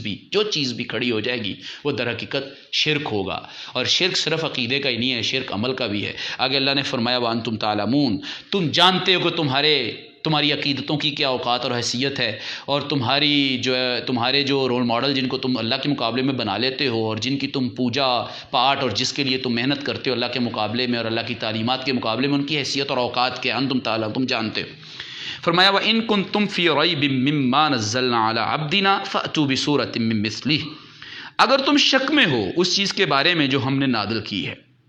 اللہ نے سمجھانے کے بعد لاجکس دی، لاجکس کے بعد کہا کتنی لاجک، یعنی کہنے کا مقصد یہ کہ اس آیت کا اس کے بعد کیا تعلق ہے؟ وَإِن كُنتُمْ فِي رَيْبٍ مِّمَّا نَزَّلْنَا، کیا مطلب ہے اس کا؟ اس کا مطلب یہ ہے کہ بنیادی طور پہ کہ یہودی اور عیسائی دنیا اور مشرکین قرآن نہیں مانتے تھے، اس وقت کہتے تھے حضور صلی اللہ علیہ وسلم نبی نہیں ہیں، اور اس وقت حضور نبی کریم صلی اللہ علیہ وسلم کو فکری طور پر ابھی جو کشمکش پیش آنی تھی وہ یہودیوں سے پیش آنی تھی، اور یہودیوں سے آئی بھی ہوئی تھی، کیونکہ مدینہ کے اندر قوم کے طور پہ حضور صلی اللہ علیہ وسلم نے ایک ریاست کے طور پہ حضور صلی اللہ علیہ وسلم ریاست کے امام کے طور پر گئے تھے، اور وہاں پر فکری کشمکش ہونی تھی، اور فکری غذا حضور صلی اللہ علیہ وسلم قرآن سے لیتے تھے اور صحابہ اور مسلمان قرآن سے لیتے تھے، تو اسی کو ڈفر کرنا تھا اور اسی کی مخالفت کے اندر یہودیوں نے جانا تھا۔ تو اللہ تبارک و تعالیٰ نے کہا کہ اگر تم قرآن مجید کے بارے میں کیا ہو زیادہ ابھی تم نہیں مانتے تو اس جیسی کوئی ایک صورت ہی لے کے آ جاؤ، صورت لے آؤ، وَادْعُوا شُهَدَاءَكُم مِّن دُونِ اللَّهِ إِن كُنتُمْ صَادِقِينَ، اور پکارو تم اپنے مددگاروں کو بھی، اپنے گواہوں کو بھی پکارو اگر تم اللہ کے علاوہ اگر تم سچے ہو۔ یہاں میں ایک بات کرنا چاہتا ہوں، میں نے یہ بھی اس کویسچن فلوٹ کیا تھا کہ نظریات کے معاملے میں، نظریات کو قبول کرنے اور ریجیکٹ کرنے کے معاملے میں اصولوں کو قبول کرنے اور ریجیکٹ کرنے کے معاملے میں، سلوشنز کو قبول کرنے اور ان کو رد کرنے کے معاملے کے اندر انسان کے اندر اخلاقی جرت ہونی چاہیے. انسان کے اندر کوئی جو ہے وہ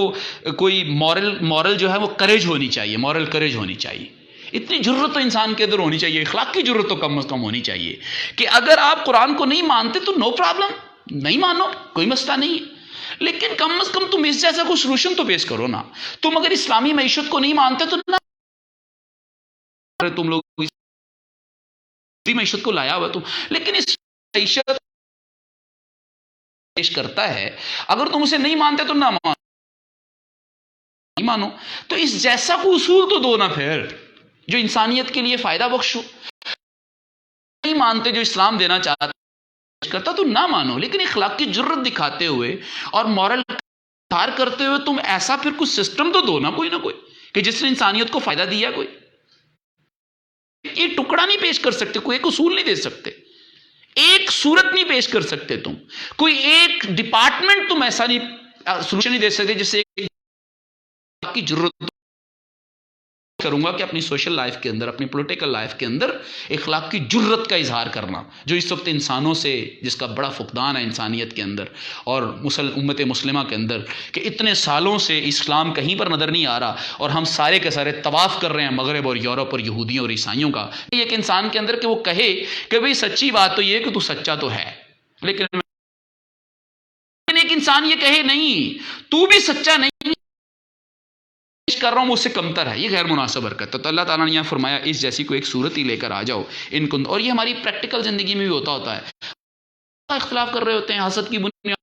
ہوتے ہیں، ہمیں جلن ہوتی ہے، ہمیں اس بات پہ ہوتی ہے کہ وہ ہم سے زیادہ اچھا کیوں ہے، کسی کا اقبال اور کسی کی جو ایکسیپٹنس ہے اور مقبولیت اتنی کیوں ہے، ہم اس پہ حسد کر رہے ہوتے ہیں. ہم اس بات پہ حسد کر رہے ہوتے ہیں کہ وہ مجھ سے اختلاف کیوں کرتا ہے. بھی اگر وہ آپ سے اختلاف کرتا ہے تو آپ اختلاف اور نظریات کے میدان کے اندر اس سے اچھا نظریہ پیش کر دو، بات ختم، دیٹس اٹ. لیکن اس کا ڈیو رسپیکٹ تو اس کو دو نا، اخلاقی جرت تو کرو. لیکن اگر تم سلوشن پیش نہیں کر سکتے تو یو شوڈ سائلنٹ کر دینا. ہو گئی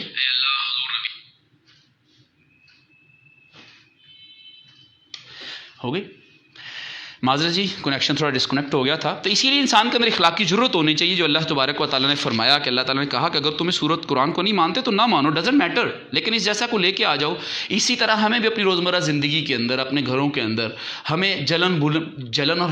یعنی کہ نہ ماننے کی دو وجوہات تھی. یہودی کہتے تھے کہ جی نبی ان کے درمیان کیوں آ گیا، نبی جو ہے وہ بنی اسرائیل سے بنی اسماعیل کی طرف منتقل کیوں ہو گیا، اس لیے نہیں مانتے تھے، اس لیے نہیں مانتے تھے. یعنی آئین نو سے ڈرنا، طرز کہن پہ اڑنا، منزل یہی کٹھن ہے قوموں کی زندگی میں. یہ آئین نو سے کیوں ڈر رہے تھے، نئے کانسٹیٹیوشن سے کیوں ڈر رہے تھے، نئے قانون سے کیوں ڈر رہے تھے، کیوں اس سے وہ جو ہے وہ گریز کر رہے تھے. گریز پا اس لیے تھے بنیادی طور پہ کہ ان کو پتہ، وہ حسد کی ایک وجہ حسد تھی، دوسرے مسئلہ کیا تھا، دنیا داری تھی. حسد تو خیر بہت چیزوں کو ڈرائیو کرتا ہے، ساتھ ساتھ حسد وجہ تھی. ہمارے گھروں کے اجاڑ کی بنیادی وجہ حسد ہے، ہماری تنظیمی زندگی کی اجاڑ کی بنیادی وجہ حسد ہوتی ہے، ہمارے تعلقات کی خرابی کی بنیادی وجہ حسد ہوتی ہے. ہم حسد کرتے.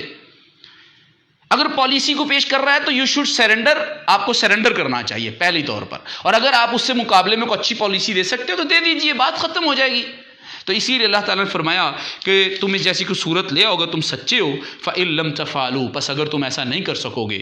وَلَن تَفْعَلُوا، اور مجھے پورا یقین ہے کہ تم قرآن سے اور اسلام سے بہتر کوئی نظام زندگی نہیں دے سکتے. لبرل سیکولرزم مات کھا گیا، کمیونزم مات کھا گیا، فاشزم مات کھا گیا، جابرانہ جو حکومتیں جو حاکمانہ زندگی ہے وہ اور بادشاہت ناکام ہو گئی. ایک ہی نظام زندگی اور اسلام کا دیا ہوا ہمارے لیے نظام زندگی. یہ کہا ولن تفعلوا، نہیں کر سکو گے. فاتقوا النار التی، تو پھر کیا ہے، بچو، تم بچا لو اپنے آپ کو پھر آگ سے، اس آگ سے کہ وقودها، جس کا ایندھن، جس کا فیول الناس، لوگ ہوں گے، والحجارہ، اور پتھر ہوں گے، اعدت للکافرین، کفار کے لیے کیا کیا گیا، اسے تیار کیا گیا ہے. اب یہاں یہ بات اصل میں سمجھنے کی کہ اللہ تعالیٰ نے یہ کیوں کہا لوگ اور پتھر ہوں گے. اس کی وجہ ہے کہ انسانی تاریخ کے اندر مجموعی طور پر گمراہی کے دو ہی بنیادی اسباب ہیں. ایک یہ کہ ایک انسان دوسرے انسان سے گمراہ ہوتا ہے، اس کو دوسرا انسان جو ہے وہ گروہ انسانی گمراہ کرتا ہے، اور دوسری بات کیا ہے کہ اس کو پتھر اور بت وہ چیزیں کیا کرتی ہیں، وہ گمراہ کرتی ہیں. تو اللہ تبارک و تعالیٰ نے کہا کہ جو بھی گمراہی کا ذریعہ بنیں گے، یہ ذہن میں رکھیں، یہ اس میں اشارہ ہے کہ جو بھی شخصیت کسی انسانیت کی اور گروہ انسانی کی گمراہی کا باعث بنے گا، وہ مذہبی طور پر گمراہی کا باعث بنے، پولیٹیکلی گمراہی کا باعث بنے، تو سمجھ لیں کہ اللہ تبارک و تعالیٰ نے اسے فرمایا کہ سب سے پہلے اسے ایندھن کے طور پہ جلایا جائے گا۔ آگے فرمایا وبشر الذین آمنوا، خوشخبری دے دو ان لوگوں کو جو ایمان لائے، وعملوا الصالحات، اور نیک اعمال کیے، ان لہم جنات تجری، کہ بے شک ان کے لیے باغات ہیں کہ جس کے نیچے سے بہتی ہیں نہریں، کلما رزقوا منها من ثمرۃ الرزق، جب کبھی بھی ان کو اس کے اندر بطور رزق پھل دیے جائیں گے، قالوا هذا الذي رزقنا من قبل، وہ کہیں گے یہ تو ویسا ہی رزق ہے جیسا کہ ہمیں اس سے پہلے دیا گیا تھا، واتوا به متشابہا، اور اس سے ملتا جلتا اور بھی ان کو رزق دیا جائے گا، یعنی سیب دنیا والا بھی، دنیا کی شکل کا بھی دیا جائے گا، اور اس سے ملتا جلتے اور بھی کئی پھل ہوں گے۔ آگے فرمایا وَلَهُمْ فِيهَا أَزْوَاجٌ مُطَهَّرَةٌ، اور ان کے لیے اس جنت کے اندر پاکیزہ جوڑے ہوں گے، وَهُمْ فِيهَا خَالِدُونَ، اور وہ اس میں مستقل رہیں گے۔ اللہ تبارک و تعالیٰ نے یہاں دوسرا تصویر کا رخ بھی بتایا کہ میری دعوت کا انکار کرنے والے ہی انسانوں کے اندر مایوس نہیں ہونا۔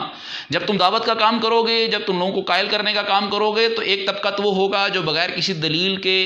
اخلاقی جرت سے محروم ہوتے ہوئے وہ انکار کرے گا، اس کے اندر اخلاقی جرت نہیں ہوگی، نہ وہ بہتر پیش کر پائے گا اور نہ ہی اس بہتر کو قبول کرے گا اور بہترین کو قبول کرے گا۔ ایک تو وہ گروہ ہوگا۔ ایسے ریجیکٹ کرنے والوں سے مایوس نہیں ہونا۔ اچھے لوگ بھی موجود ہوں گے۔ تصویر کا دوسرا رخ بھی ہے بیلنس رپورٹنگ۔ اللہ تبارک و تعالیٰ جس میڈیا کی بنیاد دیتا ہے، اور میڈیا کو اللہ تبارک و تعالیٰ نے جو میڈیا پرسنز اور صحافت کو جو ادب سکھایا ہے، صحافت کو جرنلزم کی جو بنیادیں رکھی ہیں وہ اخلاق کی بنیاد پہ رکھی ہیں، عدل کی بنیاد پہ رکھی ہیں، کہ آپ کو جب بھی رپورٹنگ کرنی ہے عدل کی بنیاد پہ کرنی ہے۔ تصویر کا ایک رخ نہیں دکھانا،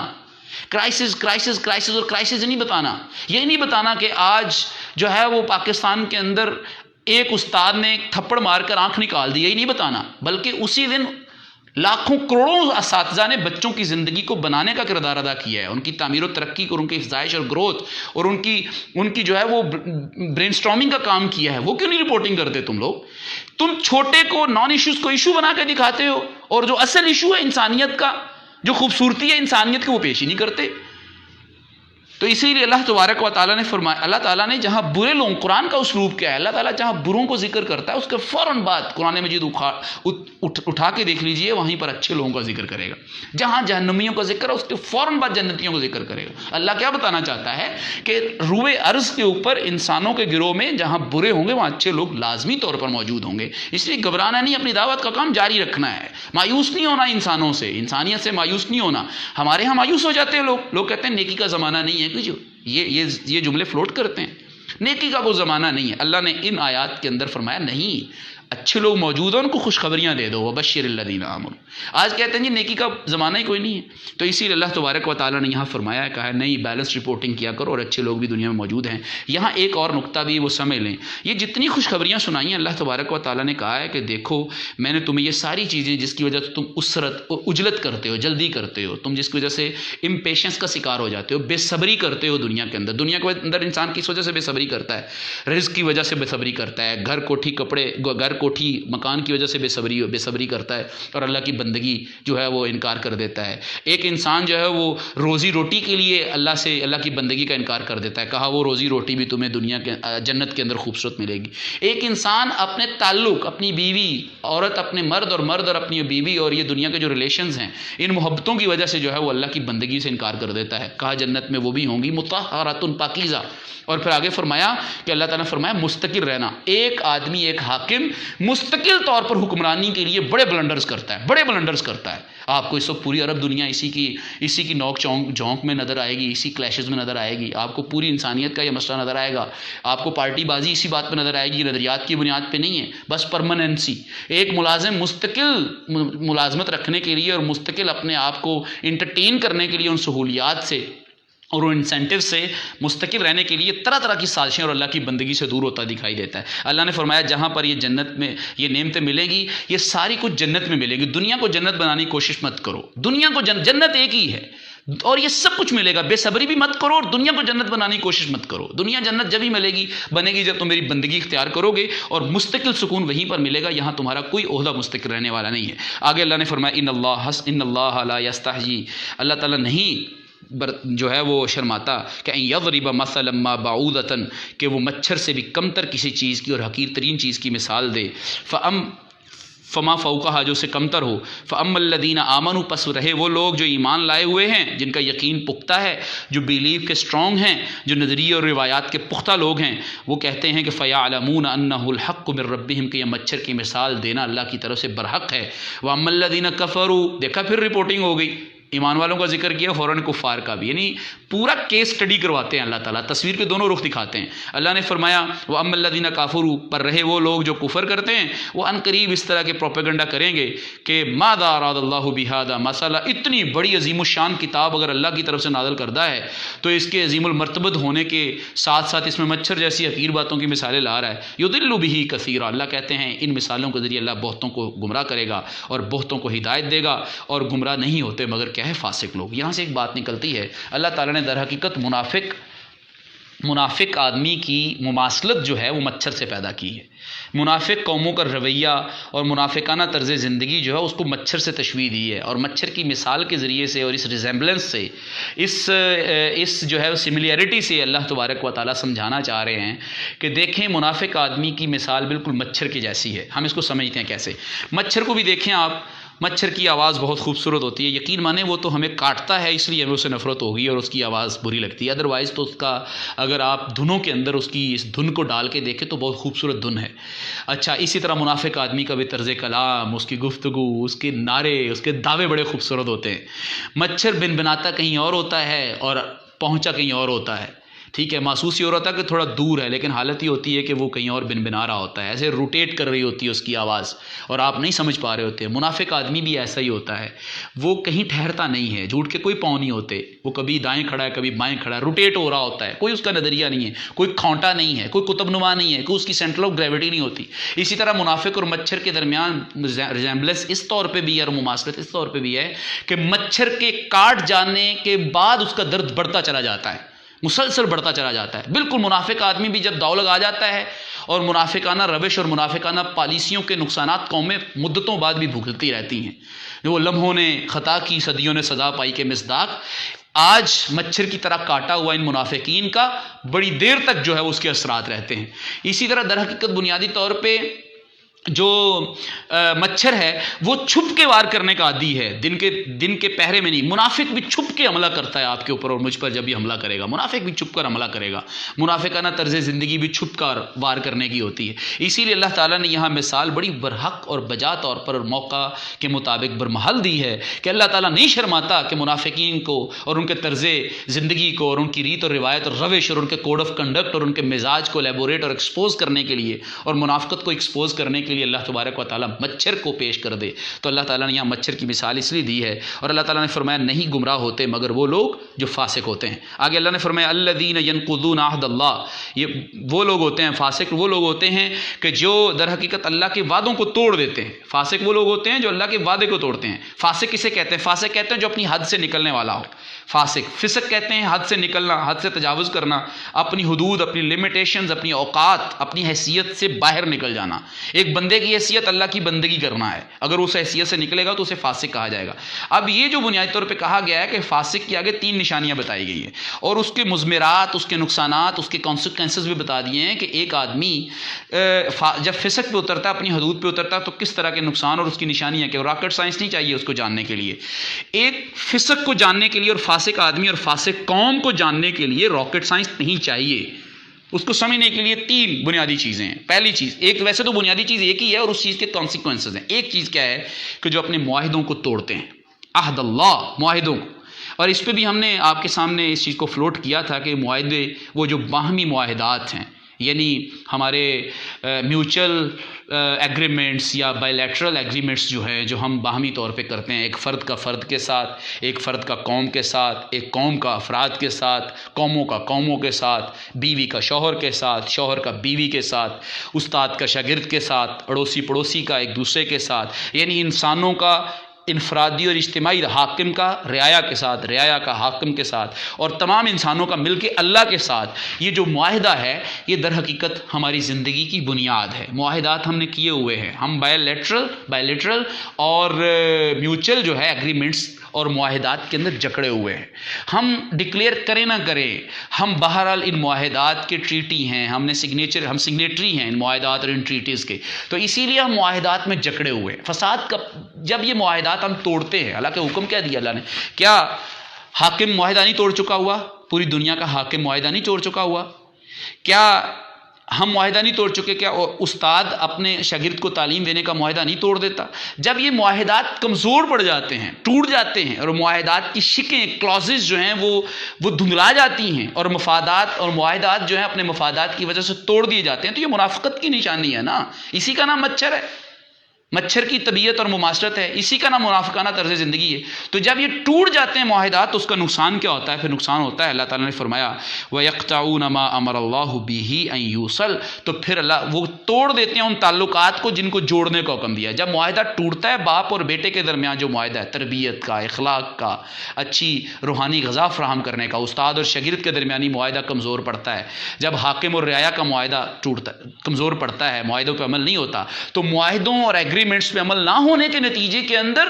باہمی تعلقات ٹوٹ پھوٹ کا شکار ہوتے ہیں. جب تعلقات ٹوٹ پھوٹ کا شکار ہوتے ہیں تو پھر ایک ڈس آرڈر جنم لیتا ہے، فساد جنم لیتا ہے. وَيُفْسِدُونَ فِي الْأَرْضِ، پھر کانسیکوینسز کے طور پر، پھر سیکول کے طور پر، پھر انٹر لنک ہے کہ فساد پیدا ہوتا ہے. تو پھر فساد کیا پیدا ہوتا ہے؟ پھر باپ بیٹے کے خلاف اور بیٹا باپ کے خلاف، رعایا کو ریاست پر اعتماد نہیں رہتا، اور حاکم جو ہے وہ رعایا پر اعتماد نہیں کرتا. پھر زندگی کے تمام ادارے، ماں باپ اپنی اولاد، تمام ادارے، انسٹیٹیوشنز جو ہیں وہ فلاپ اور ناکام ہوتے چلے جاتے ہیں. اسی لیے بندہ مومن اور کامیاب لوگوں کی نشانی یہ ہوتی ہے کہ وہ معاہدات کے اندر اور ایگریمنٹس اور زبان کے پکے لوگ ہوتے ہیں. آگے اللہ تبارک و تعالیٰ نے فرمایا اولئک هم الخاسرون، ایسے لوگ جو بظاہر معاہدات کو توڑتے ہوئے اور کہتے ہیں جی کیا ہماری بات کو حدیث ہو گئی جی، وہ کہتے ہیں جی دنیا گلوبل ولیج بنتی ہوئی ہے، ہم نے جو معاہدہ اللہ سے کیا تھا اور پاکستان کی آزادی کے وقت کیا تھا یہ معاہدہ، اور جو ہم ویسے معاہدہ کرتے ہیں نماز کے اندر کہ ایاک نعبد و ایاک نستعین، ہم تیری ہی بندگی کریں گے اور تجھی سے مدد چاہیں گے، یہ معاہدہ ابھی گلوبل ولیج بن گئی ہے، اس کے لیے لیم ایکسکیوزز پیدا کرتے ہیں مفاد پرست 5-7% طبقہ. تو اللہ نے فرمایا اس کے نتیجے کے اندر تعلقات ٹوٹتے ہیں، اس کے نتیجے کے اندر پھر فساد پھیلتا ہے، پھر تعلقات میں سے میگنیٹ نکل جاتا ہے اور کھینچا تانی شروع ہو جاتی ہے، پھر حقوق اور فرائض کی جنگ شروع ہو جاتی ہے، پھر ذمہ داریاں ادا کرنے والے کم ہو جاتے ہیں، پھر اپنے حقوق لینے والے اور اپنے رائٹس لینے والی آرگنائزیشنز اور NGOs بہت زیادہ بڑھ جاتی ہیں. تو اللہ تعالیٰ نے فرمایا اولئک هم الخاسرون. ایسی صورت کے اندر ذرا بلا بتاؤ تو صحیح، کیا بلا کوئی بھی لاگر اور ایسا کمزور معاشرہ ترقی پا سکتا ہے؟ خسارہ پائے گا. اولئک هم الخاسرون، ایسے لوگ خسارہ پانے والے ہیں. آگے اللہ نے فرمایا کیف تکفرون، تم کیسے جو ہے وہ انکار کر سکتے ہو اللہ کا، وکنتم امواتا، تم مردہ تھے،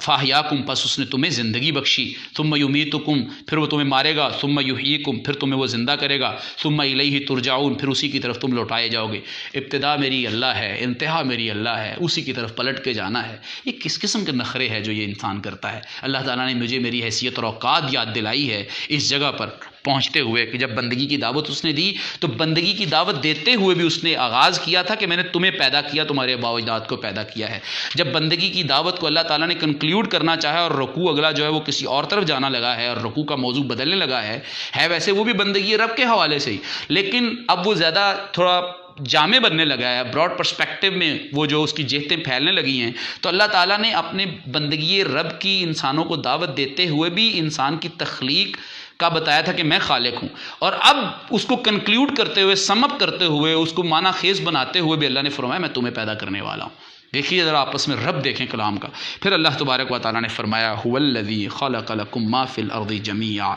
یہ وہی ہے کہ جس نے تمہارے لیے پیدا کیا جو کچھ زمین میں ہے، تمہارے لیے پیدا کیا، جس سے آپ کے لیے پیدا کیا ہے. ثم استوى الى السماء فسواهن 7 سماوات، پھر وہ متوجہ ہوا، برابر ہوا آسمان کی طرف اور اس نے 7 آسمان بنا دیے. وَهُوَ بِكُلِّ شَيْءٍ عَلِيمٌ، اور وہ ہر چیز پر کیا ہے؟ علم رکھنے والا ہے. ذرا غور کریں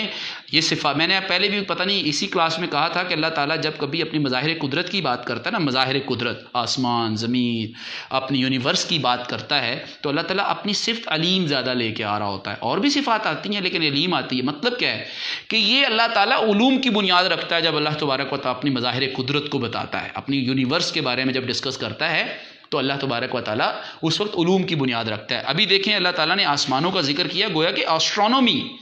فلکیات کی علوم کی بنا ڈالی اور بنیاد رکھی ہے، اور اللہ تعالیٰ نے ساتھ دعوت فکر بھی دی ہے کہ دیکھو آسمان کو میں نے پیدا کیا اور تمہیں بھی میں نے ہی پیدا کیا ہے۔ اب یہاں یہ بات سمجھنے کی آگے فرمایا، ریلیٹ کرتے ہیں، فرمایا وَإِذْ قَالَ رَبُّكَ، اب موضوع تھوڑا پھیلے گا، کہا اور جب کہا اللہ تعالیٰ نے تمہارے رب نے، جب تمہارے رب نے کہا، تمہارے رب نے یعنی تمہارے خالق نے، تمہارے مالک نے، تمہارے حاکم نے، تمہارے نگہبان نے، ایٹ ونس ایک ہی ٹائم میں میننگ ہے رب کے اندر، جب کہا تمہارے رب نے فرشتوں سے انی جاعل فی الارض خلیفہ، کہ میں زمین کے اندر خلیفہ بنانے والا ہوں، اپنا نائب، اپنا ویسیجرنٹ، اپنا ڈپٹی، اپنا سیکرٹری بنانے والا ہوں، تو قالوا اتجعل فیہا من یفسد فیہا، تو فرشتوں نے کہا کہ آپ جس طرح کی ڈیٹیلز بتا رہے ہیں، اللہ تعالیٰ کو انہوں نے کہا فرشتوں نے کہ جس طرح کی تفصیلات آپ اپنی اور جس طرح کی اسپیسیفیکیشن انسان کی بتا رہے ہیں، اپنے خلیفہ کی بتا رہے ہیں، جس طرح کی اس کے اندر جذبات، احساسات، اس کی اجازتیں، اس کے اختیارات، اس کے اندر اچھائی اور برائی کو منتخب کرنے کے سارے وہ جو آپ بتا رہے ہیں، اجازتیں جو آپ دے کے اس کو پیدا کر رہے ہیں، تو وہ تو فساد پھیلائے گا زمین میں اور خون بہائے گا۔ وَنَحْنُ نُسَبِّحُ بِحَمْدِكَ وَنُقَدِّسُ لَكَ، ہم آپ کی تعریف اور آپ کی حمد اور آپ کی پاکیزگی کو بجا تو لا رہے ہیں، ہم آپ کی عبادت کر رہے ہیں۔ قال انی اعلم ما لا تعلمون، اللہ نے کہا بے شک میں زیادہ بہتر جانتا ہوں اور میں ہی جانتا ہوں، تم کچھ بھی نہیں جانتے، تم نہیں جانتے کہ میں ایک انسان کو اپنا خلیفہ بنا کے ان تمام قوتوں کے ساتھ اور اختیارات کے ساتھ کیوں بھیج رہا ہوں۔ اب یہ اس بات کو هو الذی سے لے کر هو الذی خلق لکم ما فی الارض، یہ 29 نمبر آیت اور 30 نمبر آیت کو اکٹھا ہم پڑھتے ہیں۔ علامہ اقبال کا ایک شعر ہے جس میں علامہ اقبال نے فرمایا، نہ تو زمین کے لیے نہ آسماں کے لیے، نہ تو زمین کے لیے نہ تو آسماں کے لیے، زمین ہے تیرے، جہاں ہے تیرے لیے، تو نہیں جہاں کے لیے۔ یعنی گویا کہ اللہ تعالیٰ نے ان تمام کائنات کی خوبصورتیوں اور آنائیوں، ان سہولتوں کو اللہ نے میرے لیے پیدا کیا، میرے لیے پیدا کیا، میرے لیے،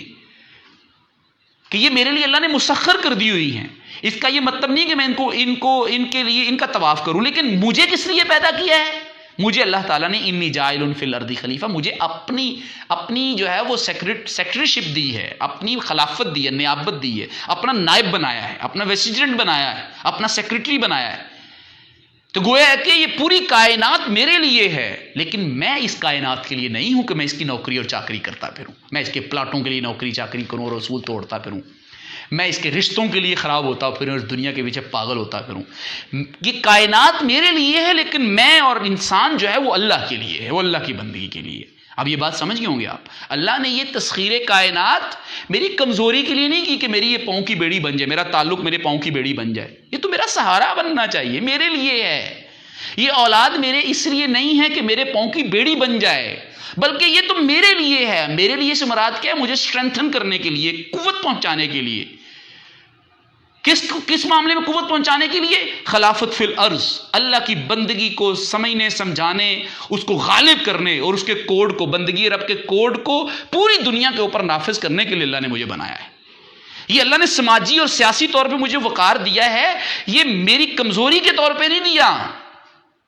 بلکہ یہ اس لیے دیا ہے کہ میں اس سماجی، معاشرتی، خاندانی اور باوقار گھرانے میں جو میں پیدا ہوا ہوں، اس گھرانے کو میرے لیے پیدا کیا، یعنی میری قوت بنایا ہے۔ اسی لیے رشتے اگر کمزوری بننے لگ جائیں، تعلقات اگر کمزوری بننے لگ جائیں، اگر نظریات اور اصولوں کے معاملے کے اندر اگر آپ مال و دولت، گھر اور کوٹھی اور کپڑا اور مکان کمزوری بننے لگ جائیں اور آپ کو خلافت فی الارض اور اللہ کی نیابت سے اور اس کے نائب ہونے سے ہٹا دیں اور بندگی رب سے دور کر دیں، تو سمجھ لیجئے یہ فتنہ ہے، وہ اولاد فتنہ بن جاتی۔ تو اللہ نے فرمایا کہ یہ زمین اور آسمان تمہارے لیے ہیں، تم اس کے لیے نہیں ہو، یہ میں نے تمہارے لیے رکھ دیے ہوئے ہیں اور تمہیں ملے گی جتنی ملنی ہے، لیکن تم میرے لیے ہو۔ ایک بات تو بنیادی طور پہ یہ ہے کہ اللہ تبارک و تعالیٰ نے فرمایا کہ خلافت تمہاری ذمہ ہے۔ پھر اللہ تبارک و تعالیٰ نے آگے فرمایا وَعَلَّمَ آدَمَ الْأَسْمَاءَ كُلَّهَا، میں نے آدم علیہ السلام کو سارے نام سکھائے۔ نام سے مراد یہاں نام نہیں ہے کہ یہ گلاس ہے اور یہ جناب والا کوئی کیلنڈر رکھنے کے لیے اور یہ کوئی پین اور مارکر ہے، یہ کتاب ہے اور یہ موبائل ہے، یہ نام نہیں سکھائے۔ نام سے مراد یہاں اصطلاحات ہیں، یعنی علوم کی بنیادی اصطلاحات، علوم کی، دنیا کے تمام علوم کی بنیادی اصطلاحات انسان کی شرست کے اندر ودیت کر دی۔ اسی لیے انسان کسی بھی علاقے کے اندر پیدا ہو، پیدا ہو تو پوری دنیا کے اندر جتنے بھی علوم ہیں اس کی اصطلاحات اس کے دماغ کے اندر پہلے ہی سے ودیت ہوتی ہیں، اور اللہ نے اس کو انہیریٹنٹ اور بائی ڈیفالٹ اس کے اندر شامل کی ہیں۔ تو فرمایا آدم علیہ السلام کو اور آدمیت کو اور بنی آدم کو میں نے نام سکھائے، سمبولیکلی وہ آدم علیہ السلام کو سکھائے ہیں اور عمومی طور پر تمام انسانوں کو یہ سکھائے گئے ہیں۔ فرمایا ثم عرضهم علی الملائکہ، کیونکہ فرشتوں نے سمجھنے کی غرض سے اپنے تحفظ کا، اپنی ریزرویشن کا اظہار کیا تھا، تو کہا پھر میں نے ان کو پیش کیا فرشتوں پر ان ناموں کو۔ فقال انبئونی باسماء ہؤلاء، اے فرشتوں اب بتاؤ نا جو اصطلاحات میں نے آپ کو سکھائی ہیں اور جو راز و نیاز کی باتیں آپ کو بتائی ہیں، جو ٹنگ سکھائے ہیں، جو سلیقے سکھائے ہیں، اب بتاؤ نا ذرا، اگر تم سچے ہو کہ آدم کو نہیں پیدا کرنا چاہیے۔ قالوا سبحانک لا علم لنا الا ما علمتنا، کہا ہے اللہ کہ اللہ آپ پاک ہیں، ہمارے پاس تو کوئی علم نہیں ہے، ہاں وہی علم ہے جتنا کو آپ نے ہمیں سکھا دیا، ہم اس سے زیادہ مزید ایکسپلور نہیں کر۔ الا ما علمتنا کا مطلب کیا ہے؟ بس اتنا ہی ہمارے پاس علم ہے جتنی آپ نے ہمیں کمانڈز دے دی ہیں، آگے ایکسپلور نہیں کر سکتے ہم۔ جبکہ انسان کو آپ نے جو علم دیا ہے وہ اسٹیٹک نہیں ہے، وہ ڈائنامک ہے، وہ ایکسپلور کر سکتا ہے، وہ پھیلتا ہے، وہ الا ما علمتا نہیں ہے صرف، بلکہ کیا ہے وہ ایکسپلور ہوتا ہے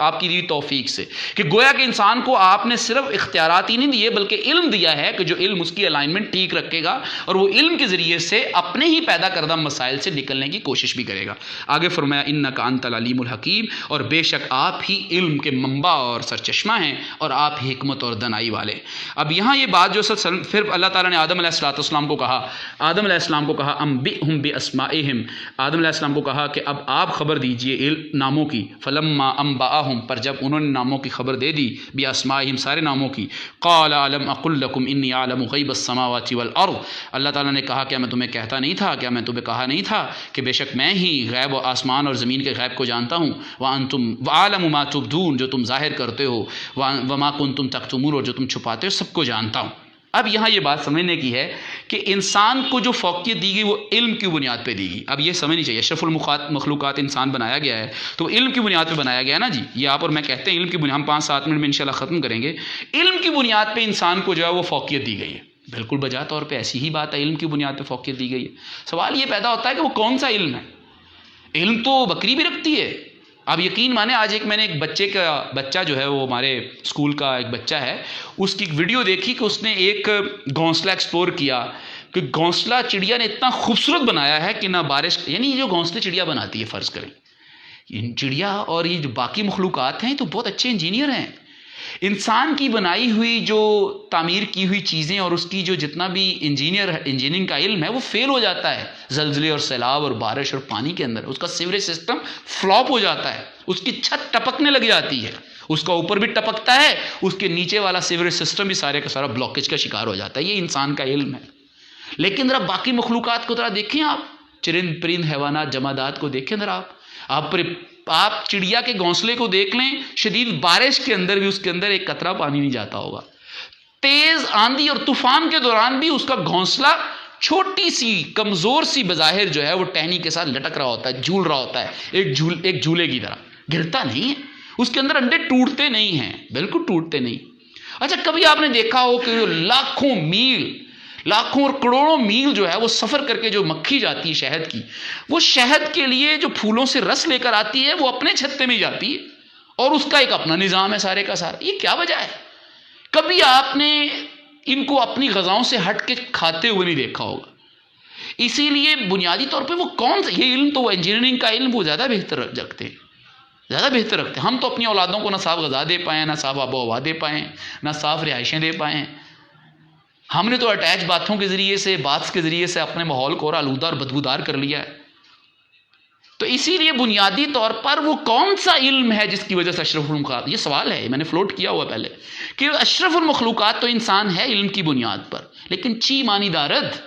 کیا مطلب ہے اس سے کہ وہ علم کون سا علم ہے؟ وہ علم سائنسز کا علم نہیں ہے صرف میرے دوستو،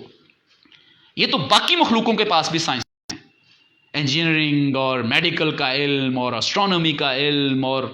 ڈسکوریز کا اور انوینشنز کا علم اور تخلیقات اور ایجادات کا علم، یہ انسان کی انسان کے اشرف المخلوقات ہونے کی وجہ نہیں ہے، یعنی گویا کہ مادی علم جسے آپ کہتے ہیں، مادی علم، یہ گلاس کیسے بننا ہے، یہ میٹل کیسے جو ہے وہ، یہ موبائل کیسے بننا ہے، اس علم کی وجہ سے انسان کو اشرف المخلوقات نہیں بنایا گیا۔ انسان کو جس علم کی وجہ سے اشرف المخلوقات بنایا گیا وہ کیا ہے کہ ایک انسان دوسرے معاملات کا علم ہے کہ وہ معاملات کیا کرے گا، معاملات، انسانوں کا انسانوں سے معاملہ، انسانوں کا اپنے خالق سے معاملہ، ان معاملات کے علم کی بنیاد کے اوپر اللہ تبارک و تعالیٰ نے ایک انسان کو کیا کیا ہے، اشرف المخلوقات بنایا ہے۔ اگر ایک انسان معاملات کے اندر کمزور ہے، معاملات کے اندر کمزور ہے، بھلے وہ پی ایچ ڈی رہے، بھلے وہ انوینشنز کرے، بھلے وہ وقت کا جتنا مرضی 30 بار خان کیوں نہ ہو، وہ بہت بڑا انجینئر اور ڈاکٹرز ہی کیوں نہ ہو، اگر وہ معاملات میں کمزور ہے، وہ اللہ سے معاملہ ٹھیک نہیں ہے، اس کا اللہ کی مخلوق کے ساتھ معاملہ ٹھیک نہیں ہے، وہ حق میں وقتی کیوں نہیں ہے، بڑی اس نے زبردست کارپیٹڈ روڈز بنا دی ہیں اور انوینشنز کر دی ہیں اور ملک کو یہاں سے اٹھا کے یہاں پہ لے گیا ہے، لیکن اگر اس کا معاملہ انسانوں کے ساتھ ٹھیک نہیں ہے، قوموں کے ساتھ ٹھیک نہیں ہے، اللہ کے کنبے کے ساتھ ٹھیک نہیں ہے، اس کا علم انسانوں کے ساتھ معاملے کے بارے میں اور اللہ کے معاملے کے بارے میں کمزور ہے، تو یہ سمجھ لیجئے کہ وہ اشرف المخلوقات میں نہیں، بلکہ قرآن مجید میں ایک جگہ اللہ نے فرمایا ہے کہ وہ جانوروں سے بھی زیادہ گئے گزرے لوگ ہیں۔ تو اس لیے اللہ تعالیٰ نے یہاں علم جس کو فوقیت دی ہے، اس علم سے مراد، اچھا اس علم سے مراد یہ بھی نہیں کہ انوینشنز نہ کی جائیں، انوینشنز تو کرنی ہیں، میں نے تو پہلے بتا دیا ہے کہ جہاں بھی مظاہر قدرت کا اللہ ذکر کرتا ہے وہاں اپنی صفت علم والی لاتا ہے، علیم والی صفت لاتا ہے، اس سے مراد یہ ہوتا ہے کہ بندہ مومن کو دنیا کے اندر ڈسکوریز اور کانکر کرنا اور نئے نئے جو ہے وہ گلیشیئرز کو اور نئے نئے جو ہے وہ ستاروں اور سیاروں کو کانکر کرنا اور فتح کرنا، یہ انسان اور مسلمان کی ذمہ داری ہے۔ تو اسی لیے اس سے علم سے انکار نہیں کیا جا رہا، لیکن وہ علم انسانی ضرورتوں کو پورا کرنے کا علم ہے، اور اس لیے وہ فرض حاصل کرنا فرض ہے تاکہ مسلمان اس علم کو حاصل کر کے انسانوں کی ضرورت پوری کرے اور انسانوں کے دل جیتنے کے ساتھ ان کو بندگی رب کی طرف لے کے آ سکے۔ مسلمان ایسے ہو، اس علم کے اندر بھی ایسے نہ ہو، ایسے ہو، اور جب تک امت مسلمہ تحقیقات اور علم کے میدان کے اندر اور مادی علوم کے اندر بھی ایسے رہے تو غلبہ رہا، جب امت مسلمہ مادی علوم کے اندر ایسے ہونے کی بجائے ایسے ہو گئے تو پھر مغلوب ہو گئے۔ تو اللہ تعالیٰ نے یہاں فرمایا کہ میں سارا کچھ جانتا ہوں۔ اب اللہ تبارک و تعالیٰ نے کہا وَإِذْ قُلْنَا لِلْمَلَائِكَةِ اسْجُدُوا، جب اللہ تبارک و تعالیٰ نے کہا فرشتوں سے اسجدوا لآدم، سجدہ کرو آدم علیہ السلام کو، سجدہ کرو آدم علیہ السلام کو، فسجدوا، انہوں نے، یعنی علمی اتھارٹی، اس کا مطلب کیا ہوا؟ یہ بڑی اہم بات ہے سننے کی، یہ ذہن میں رکھیں کہ اس وقت امت مسلمہ کا قیادت اور لیڈرشپ سے محروم ہونے کا بنیادی سبب اور بنیادی وجہ کیا ہے کہ امت مسلمہ در حقیقت ہر دو طرح کی علوم، وہ نظریات کا علوم ہو، اصولوں کا علوم ہو، وہ اللہ تبارک و تعالیٰ اور انسانوں کے ساتھ اخلاقیات اور رویوں کا علوم ہو، یا وہ مادی ترقی کا علوم ہو، اس علوم کے اندر امت مسلمہ نے اپنی امامت کو کھو دیا، جس کی وجہ سے امامت چھن گئی ہے۔ آپ کا علم گمراہ ہو گیا ہے، محدود ہو گیا ہے۔ ہمارا علم، وہ قرآن کی اصطلاحات کے بارے میں علم ہو، محدود ہو گیا ہے۔ جب وہ علم محدود ہوا، گمراہ ہوا، مفاد پرستی کا جو ہے وہ شکار ہو گیا، مصلحت خیزی کا شکار ہو گیا، وہ جو ہے ہیزیٹیشن کا شکار ہو گیا، بلیک میل ہونا شروع ہو گیا۔ جب علم گمراہ ہوا تو امامت آپ کی اور لیڈرشپ آپ کے ہاتھ سے نکل گئی، اور میرے ہاتھ سے نکل گئی۔ علمی امامت ہی در حقیقت آپ کو قوموں کا امام بناتی ہے۔ اگر علمی امامت نہیں ہے تو قوموں کا امام بننے کا خواب دیکھنا بھی آپ اور میرے لیے کیا جرم ہے، جرم ہے۔ اسی لیے بنیادی طور پر ہمیں علم حاصل کرنا چاہیے، ہمیں اپنی انٹلیکچوئل جو ہے صلاحیتیں، ہماری سائنسز، ان کو بہترین ہونا چاہیے۔ آگے اللہ تبارک و تعالیٰ نے فرمایا کہ میں نے فرشتوں کو کہا سجدہ کرو، اسی لیے کہا سجدہ کرو۔ یہ سجدے تبھی، عزتیں تبھی، یہ تعظیمی سجدہ، تعظیمی کا مطلب کیا ہے؟ یہ سینس آف گریٹیچیوڈ تھا، یہ احساس عظمت تھا کہ واقعتاً آدم جو اور آدمیت جو ہے وہ فرشتوں سے افضل ہے، اور یہ سجدہ اس بات کی بھی اعلان تھا کہ جب انسان اور آدم افضل ہے تو فرشتوں کو در حقیقت اعلان کروایا گیا تھا سجدے کے ذریعے سے کہ اب تم انسان کو مدد کرو گے، اس کی تم مدد کرو گے، اس کو تم سہولتیں پیدا کرو گے، تم اس کے راستے میں رکاوٹیں نہیں بناؤ گے، تم اس کے راستے میں روڑے نہیں اٹکاؤ گے، تو تم اس کو فیسیلیٹیٹ کرو گے. تو گویا کہ وَإِذْ قُلْنَا لِلْمَلَائِكَةِ اسْجُدُوا، یہ تعظیم انسان کو علم کی وجہ سے ملی تھی. آج بھی امت مسلمہ اگر اپنا کھویا ہوا مقام چاہتی ہے تو اسے علم کے میدان کے اندر ترقی کرنا ہوگی. اور علم وہ نہیں جو صرف نماز روزے اور حج تک کا محدود علم ہو، بلکہ معیشت دینا، معاشرت قوموں کو دینا، عدل اور انصاف کے قانون دینا، سیاست کے اصول دینا، اسلوب دینا. جب آپ یہ صحت مند علم ان کو دیں گے اور صحت مند زندگی کے گزارنے کے اصول بتائیں گے تو اس کے نتیجے کے اندر انسان کو ہوش آئے گی. جب انسان کو ہوش آئے گی تو اپنی صلاحیتوں کو استعمال میں لاتے ہوئے انوینشنز کرے گا، اور انوینشنز کرنے کے بعد وہ مسلمان قوم کو، انسانوں کو دینے والا بنے گا، نہ کہ لینے والا بنے گا، اور امامت مسلمانوں کے پاس رہے گی. آگے اللہ نے فرمایا جو اگلی باتیں انشاءاللہ العزیز ہماری 4-5 آیات آگے بھی رہ رہی ہیں، انشاءاللہ العزیز آہستہ آہستہ ہمیں ٹائم مینجمنٹ جو ہے وہ ہوتی چلی جائے گی. ہم اللہ تعالیٰ سے دعا کرتے ہیں کہ اللہ تبارک و تعالیٰ ہمیں صحت مند قوم کے رویے اختیار کرنے کی توفیق عطا فرمائے. اللہ تبارک و تعالیٰ ہمیں بندگی رب کی دعوت دیتے ہوئے سماجی اخلاقیات اور معاشرتی اخلاقیات اور رویوں کے اندر جو ہے وہ اخلاق کو بروئے کار لانے کی اور امیدوں کا چراغ روشن رکھنے کی توفیق عطا فرمائے. اور اسی طرح اللہ تبارک و تعالیٰ ہمیں اپنی محبتوں اور عقیدتوں کو اللہ کی محبت اور عقیدت کے تابع کرنے اور اس کی رضا اور اس کی تعلیمات کے تابع کرنے کی توفیق عطا فرمائے. میں آپ سب سے دوبارہ گزارش کروں گا